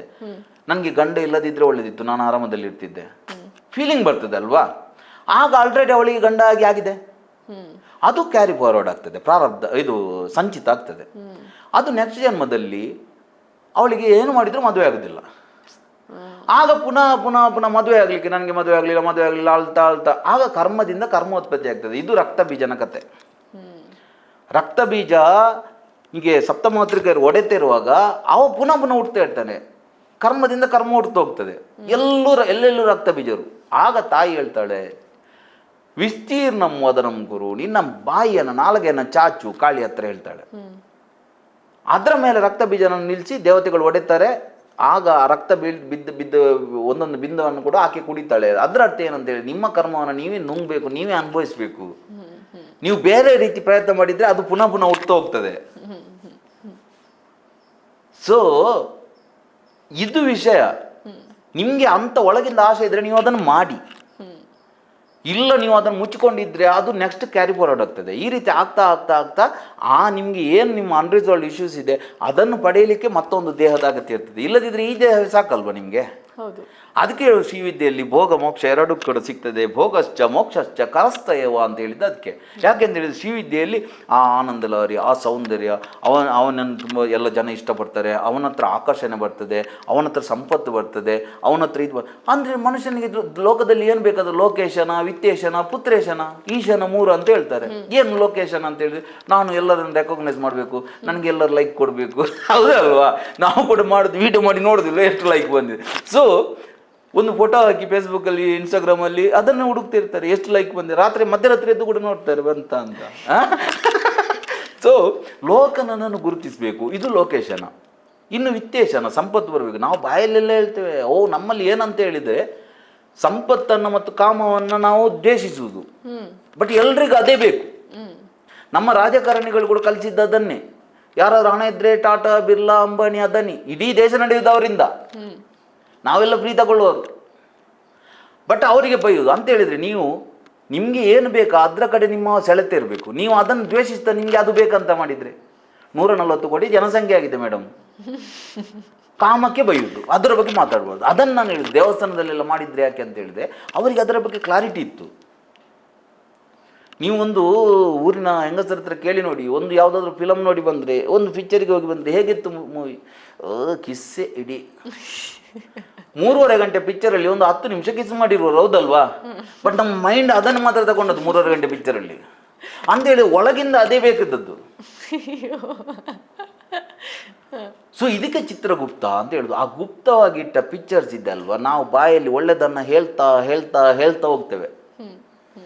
ಅದಕ್ಕೆ ಹೇಳ್ತಾರೆ ನಾಲಗೆಯಲ್ಲಿ ಅಗ್ನಿ ಇದ್ದಾನೆ, ನಾವು ಒಳ್ಳೆದನ್ನು ಹೇಳಿದಾಗ ಸುಟ್ಟು ಹೋಗ್ತದೆ ಅಂತ. ಬಟ್ ಏನು ನಮ್ಗೆ ಸಾಮಾಜಿಕವಾಗಿ ಕೆಟ್ಟದಂತ ನಮಗೆ ಅನಿಸ್ತಾ ಇರ್ತದೆ, ಅದನ್ನು ನಾವು ಒಳಗೆ ಇಟ್ಕೊಳ್ತೇವೆ. ಆ ಸೀಕ್ರೆಟ್ ಆಗಿ ಇಟ್ಕೊಂಡ, ಗುಪ್ತವಾಗಿ ಇಟ್ಕೊಂಡ ಆ ಪಿಕ್ಚರ್ಸ್ ಇದಲ್ಲ, ಚಿತ್ರ ಇದಲ್ಲ, ಅವ ಚಿತ್ರಗುಪ್ತ. ಅವ ನಿಮ್ಮನ್ನು ನರಕಕ್ಕೆ ಕಳಿಸ್ತಾನೆ, ನಿಮ್ಮ ಜೀವನವನ್ನು ನರಕ ಮಾಡ್ತಾನೆ. ನಿಮ್ಮಲ್ಲಿ ಆಂಗ್ಸೈಟಿ, ಡಿಪ್ರೆಷನ್, ನಿಮ್ಮ ಟೆನ್ಷನ್, ಇದಕ್ಕೆಲ್ಲ ಕಾರಣ ನೀವು ಒಳಗಿಟ್ಕೊಂಡ ಸ್ಟೋರಿ. ಅದನ್ನು ಕೆಥಾರ್ಸಿಸ್ ಮಾಡೋ ಮೂಲಕ ನಾವು ಕ್ಲಾಸಲ್ಲೆಲ್ಲ ನಾವು ಹಿಪ್ನೋಸಿಸ್ನ ಮೂಲಕ ಅದನ್ನು ಹೊರಗೆ ಹಾಕಿಸ್ತೇವೆ. ಹೊರಗೆ ಹಾಕಿಸಿದಾಗ ಒಳಗಿಂದ ಕ್ಲೀನ್ ಆಗ್ತಾ ಹೋಗ್ತದೆ. ಹೊರಗಿಂದ ಕ್ಲೀನ್ ಆದಾಗ ನೀವು 100 ವರ್ಷ ಒಂದು ಕೋಣೆಯೊಳಗೆ ಕೂತು ಕತ್ತಲೆ ಕತ್ತಲೆ ಕತ್ತಲೆ ಅಂತ ಅಳ್ತಾ ಇದ್ದರೆ ಬೆಳಕು ಬರ್ತದಾ? ಎದ್ದು ಕಿಟಕಿ ತೆರೆದ್ರೆ ಆಯಿತು, ಸಿಂಪಲ್. ಸೊ ನೀವು ಹೇಳಿದ್ರಲ್ವ ಆಗ ಅಧ್ಯಾತ್ಮ ಅಂದರೆ ಏನು, ಸಿಂಪಲ್. ನೀವು ಒಮ್ಮೆ ನಿಮಗೆ ಅರ್ಥ ಆಗಬೇಕು ಅಷ್ಟೇ. ಮತ್ತೆ ಅಧ್ಯಾತ್ಮದ ಬಗ್ಗೆ ನನಗೆಲ್ಲ ಗುರು ಗುರು ಗುರು ಅಂತ ಹೇಳ್ತಾರೆ. ನಾನು ಹೇಳ್ತೇನೆ ನೀವು ಗುರು ಅಂತ ಹೇಳಬೇಡಿ. ಯಾಕೆಂದರೆ ಗುರು ಅಂತ ಹೇಳಿದ ಕೂಡಲೇ ನಿಮ್ಮ ಮೈಂಡಲ್ಲಿ ಒಂದು ಪಿಕ್ಚರ್ ಇದೆ, ಮತ್ತು ನಿಮಗೋಸ್ಕರ ನಾನು ನಾಟಕ ಮಾಡಬೇಕಾಗ್ತದೆ. ನಾನು ಹೇಗಿದ್ದೇನೆ ಹಾಗೆ, ನಿಮ್ಗೆ ಇಷ್ಟ ಆದರೆ ಬನ್ನಿ, ಇಷ್ಟ ಇಲ್ಲದಿದ್ದರೆ ಬಾಡ್ಬೇಡಿ. ನಾನು ನನ್ನ ಯೂಟ್ಯೂಬಲ್ಲಿ ಕೂಡ ನಾನು ಯಾರಿಗೂ ಫಾಲೋ ಮಾಡಿ, ಶೇರ್ ಮಾಡಿ, ಸಬ್ಸ್ಕ್ರೈಬ್ ಮಾಡಿ ನಾನು ಹೇಳೋದಿಲ್ಲ. ಬಂದರೆ ಬಂತು, ಇಲ್ಲದಿದ್ರೆ ಇಲ್ಲ, ಸಿಂಪಲ್ ಲೈಫ್, ಹೌದಲ್ವಾ? ನಿಜ. 100 ವರ್ಷ ಹೋಗುದಿಲ್ಲ, ಈಗ ಹೆಚ್ಚು ಅಂತ ಹೇಳಿದ್ರೆ 70 ವರ್ಷ. ಅದಕ್ಕೋಸ್ಕರ ಇಷ್ಟೆಲ್ಲ ನಾಟಕ ಅಗತ್ಯ ಇದೆಯಾ? ಸೊ ಜೀವನವನ್ನು ಎಕ್ಸ್ಪ್ಲೋರ್ ಮಾಡಬೇಕು, ಜೀವನವನ್ನು ಅನುಭವಿಸ್ಬೇಕು, ಅದೇ ಅಧ್ಯಾತ್ಮ. ಈ ಕೊನೆಯದಾಗಿ ಕೃಷ್ಣ ಇವತ್ತಿದ್ದಿದ್ರೆ ಹೇಗಿರ್ತಿದ್ರು? ಭಗವದ್ಗೀತೆ ಇನ್ 2026 ನಿಮ್ಮ ಮಾತುಗಳಲ್ಲಿ ಹೇಳೋದಾದ್ರೆ ಏನು ಭಗವದ್ಗೀತೆ? ಅದು 2026 ಅಲ್ಲ, ಅದು ಅಲ್ಟಿಮೇಟ್, ಅದು ಎಲ್ಲದಕ್ಕೂ ಅದೇ ಆನ್ಸರ್. ಅದು ಸ್ಟಾರ್ಟ್ ಆಗುದೇ ವಿಷಾದ ಯೋಗದಿಂದ. ವಿಷಾದ ಅಂತೇಳಿ ಡಿಪ್ರೆಷನ್. ಮತ್ತಲ್ಲಿ ಯುದ್ಧ ರಂಗದಲ್ಲಿ ಕೂತಿದ್ದಾರೆ, ಒಂದೇ ರಥದಲ್ಲಿ ನರ ಮತ್ತು ನಾರಾಯಣರಿದ್ದಾರೆ. ಇದೇ ದೇಹದ ಕತೆ. ಧರ್ಮಕ್ಷೇತ್ರೇ ಕುರುಕ್ಷೇತ್ರೇ ಸಮಾವೇತಾಯುತ್ಸವ ಮಾಮಕ ಪಾಂಡವಾಶ್ಚೈವ ಕಿಮಕುರ್ವತ ಸಂಜಯ. ಭಗವದ್ಗೀತೆ ಸ್ಟಾರ್ಟ್ ಆಗುವುದು ಅಲ್ಲಿಂದ. ಧರ್ಮಕ್ಷೇತ್ರೇ ಕುರುಕ್ಷೇತ್ರೇ, ಆ ಒಂದು ರಥದಲ್ಲಿ ಇಬ್ರು ಕೂತಿದ್ದಾರೆ, ನರ ಮತ್ತು ನಾರಾಯಣರು. ಧರ್ಮಕ್ಷೇತ್ರವಾದ ಕುರುಕ್ಷೇತ್ರದಲ್ಲಿ ಸಮಾವೇತಾಯುತ್ಸವ ಮಾಮಕ, ಯಾರು ಪಾಪಿಗಳಿದ್ದಾರ ಅಥವಾ ಯಾರು ದುಷ್ಟಾತ್ಮರಿದ್ದಾರ, ಯಾರು ಕೌರವರು ಈ ಯುದ್ಧಕ್ಕೆ ಕಾರಣರಾಗಿದ್ದಾರ, ಆ ದುಷ್ಟಶಕ್ತಿಗಳನ್ನು ನನ್ನವರು ಮಾಮಕ ಅಂತ ಹೇಳ್ತಾರೆ. ನಮ್ಮದೆಲ್ಲ ಕತೆ ಇದು. ನಮಗೆ ನಿದ್ರೆ ಇಷ್ಟ, ನಮಗೆ ಸುಲಭದ ಸಿಗೋದು ಇಷ್ಟ, ನಮಗೆ ತಕ್ಷಣದ ಸುಖ ಇಷ್ಟ, ಕಷ್ಟಪಡೋದು ನಮಗೆ ಬೇಡ. ಯಾವುದು ನಮಗೆ ನಮ್ಮ ಜೀವನಕ್ಕೆ ಒಳ್ಳೆಯದು ಅದು ನಮಗೆ ಬೇಡ, ಯಾವುದು ಕೆಟ್ಟದ್ದು ಅದರ ಬಟ್ಟೆಗೆ ಸೆಳೆಯುತ್ತಾ. ಸೊ ಈ ಜೀವಾತ್ಮ ಹೇಳ್ತಾನೆ ಮಾಮಕ, ಕೌರವರನ್ನು ನನ್ನವರು ಅಂತ ಹೇಳ್ತಾರೆ. ಪಾಂಡವಾಶ್ಚೈವ, ಯಾರು ಪಾಂಡವರ ಧರ್ಮಜ್ಞರ, ಯಾರು ಒಳ್ಳೆಯವರ, ಅವರನ್ನು ನನ್ನವರಲ್ಲ ಅಂತ ಹೇಳ್ತಾನೆ. ಕಿಮಕುರ್ವತ, ಏನು ಮಾಡ್ತಾ ಇದ್ದಾರೆ ಅಂತ ಕೇಳ್ತಾರೆ. ಆಗ ಹೇಳ್ತಾನೆ ಕೊನೆಗೆ ಭಗವದ್ಗೀತೆ ಮುಗಿದ ನಂತರ, ಯತ್ರ ಯೋಗೇಶ್ವರ ಕೃಷ್ಣೋ ಯತ್ರ ಪಾರ್ಥೋ ಧನುರ್ಧರ ತತ್ರ ಶ್ರೀ ವಿಜಯ ಭೂತಿರ್ಮಮ ನೀತಿರ್ಮತಿರ್ಮಮ ಅಂತ ಹೇಳ್ತಾನೆ. ಅಂತ ಹೇಳಿದರೆ ಯತ್ರ ಯೋಗೇಶ್ವರ ಕೃಷ್ಣ, ನಾನು ಆಗದಿಂದ ಹೇಳಿದ್ದು ಇದೇ ಸ್ಟೋರಿಯನ್ನ. ಎಲ್ಲಿ ಯೋಗೇಶ್ವರನಾದ ಕೃಷ್ಣ ಇದ್ದಾನ, ಅರ್ಥ ಆಗ್ತುಂಟಾ? ಇಲ್ಲಿ ನಿಮಗೆ ಅಧ್ಯಾತ್ಮ ಅಂದರೆ ಏನು, ನಾನಂದರೆ ಯಾರು, ನಾನು ಯಾಕೆ ಬಂದು, ಇದು ಕ್ಲಾರಿಟಿ ಇರಬೇಕು. ಯೋಗೇಶ್ವರ ಕೃಷ್ಣ ಯತ್ರ ಪಾರ್ಥೋ ಧನುರ್ಧರ, ಅದರ ಅರ್ಥ ಸುಮ್ಮನೆ ಜುಟ್ಟು ಬಿಟ್ಕೊಂಡು ಕೂರುದಲ್ಲ. ಯತ್ರ ಪಾರ್ಥೋ ಧನುರ್ಧರ, ಧನುಸು ಧರಿಸಿದ ಪಾರ್ಥ ಕೂಡ ಇರಬೇಕು ಅಲ್ಲಿ. ಲೋಕ ವ್ಯವಹಾರ ಕೂಡ ಮಾಡಬೇಕು, ನಿಮ್ಮ ಕರ್ತವ್ಯ ಕೂಡ ಮಾಡಬೇಕು, ನಿಮ್ಮ ಕೆಲಸ ಕೂಡ ಮಾಡಬೇಕು. ಅರ್ಥ ಆಗ್ತಾ ಉಂಟಾ? ಸೊ ಯತ್ರ ಯೋಗೇಶ್ವರ ಕೃಷ್ಣ, ಎಲ್ಲಿ ಯೋಗೇಶ್ವರನಾದ ಕೃಷ್ಣ ಇರ್ತಾನ, ಯತ್ರ ಪಾರ್ಥೋ ಧನುರ್ಧರ ತತ್ರ, ಅಲ್ಲಿ ಶ್ರೀ ಸಂಪತ್ತು ವಿಜಯ ನೀತಿ ಎಲ್ಲ ಇರ್ತದೆ. ಇದು ನನ್ನ ಅಭಿಪ್ರಾಯ. ಸೊ ಕೃಷ್ಣ ಆ ಕಾಲದಲ್ಲೇ ಹಾಗೆ ಅವ ಊರಿನವರಿಗೆ ಕ್ಯಾರಿ ಮಾಡಲಿಲ್ಲ. ಅವನಿಗೆ ಏನು ಸರಿ ಅಂತ ಅನಿಸದ ಅದನ್ನು ಅವನು ಸ್ಟ್ರಾಂಗ್ ಆಗಿ ನಂಬಿದ. 1,000 ಜರಾಸಂಧನ ಇದರಲ್ಲಿ ಇದ್ದ ಹೆಣ್ಣುಗಳನ್ನು ಅವರನ್ನು ಅವ ಎತ್ತಿಕೊಂಡು ಬಂದಿದ್ದಾನೆ, ಮಾಡಿದ್ದಾನೆ, ತಗೊಂಡಿಟ್ಟಿದ್ದಾನೆ. ಅವ ಸತ್ತ, ಇನ್ನು ಅವರೆಲ್ಲಿ ಹೋಗ್ಬೇಕು? ವಾಪಸ್ ಹೋಗ್ಲಿಕ್ಕೆ ಆಗ್ತದೆ ಅವರವರ ಊರಿಗೆ? ಆ ಕಾಲದಲ್ಲಿ, ಈ ಕಾಲದಲ್ಲಿ ಆಗುದಿಲ್ಲ. ಸೊ ಅವರಿಗೆ ಐಡೆಂಟಿಫಿಕೇಶನ್ ಕೊಟ್ಟ, ನೀವು ಕೃಷ್ಣನ ಹೆಂಡತಿಯರಂತೇಳಿ. ಲೋಕದವರು ಏನು ಹೇಳಿ 1,108 ಹೆಂಡತಿಯರಂತ, 1,108 ಹೆಂಡತಿಯರೊಟ್ಟಿಗೆ ಸಂಸಾರ ಮಾಡ್ಲಿಕ್ಕೆ ಆಗ್ತದ? ಅವನ ಐಡೆಂಟಿಟಿ ಕೊಟ್ಟ, ನನ್ನ ಹೆಂಡತಿಯರಾಗಿರಿ. ದ್ರೌಪದಿಯ ಭೀಷ್ಮನ ಹತ್ರ ದ್ರೌಪದಿಯನ್ನು ಕರ್ಕೊಂಡು ಹೋದಾಗ ರಾತ್ರಿ ಹೇಗೆ ಅವನ ಸಾವಿನ ರಹಸ್ಯ ತಿಳಿಲಿಕ್ಕೆ ಕತ್ತಲಿತ್ತು. ಭೀಷ್ಮ ಟೆನ್ಷನಲ್ಲಿ ತಿರುಗಾಡ್ತಿದ್ದಾನೆ. ದ್ರೌಪದಿ ಹೋಗಿ ಕಾಲಿಗೆ ಬೀಳ್ತಾಳೆ.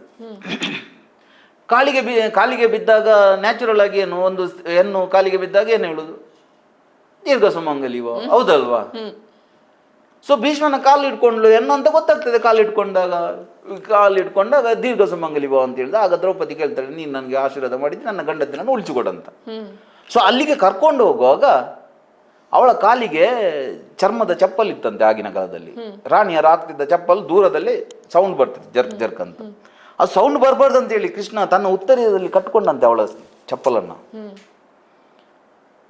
ನಳಿನಾಮುಖಿ ಸುಲಿ ಒಡೆದು ಲಕ್ಷ್ಮೀರಮಣ ಲಕ್ಷ್ಮೀರಮಣ ಎಂದೊಡೆ ಸಂಜೆಯ ನೊಂದೆ ನಾನೆಂದ. ಕೃಷ್ಣನ ವ್ಯಕ್ತಿತ್ವ ಅದು. ಯಾವಾಗ ದ್ರೌಪದಿ ಸುಲಿ ನೋವಿನಿಂದ ಲಕ್ಷ್ಮೀರಮಣ ಲಕ್ಷ್ಮೀರಮಣ ಅಂತ ಕರೆದಾಗ ನನಗೆ ತಡಿಲಿಕ್ಕೆ ಆಗೋದಿಲ್ಲ.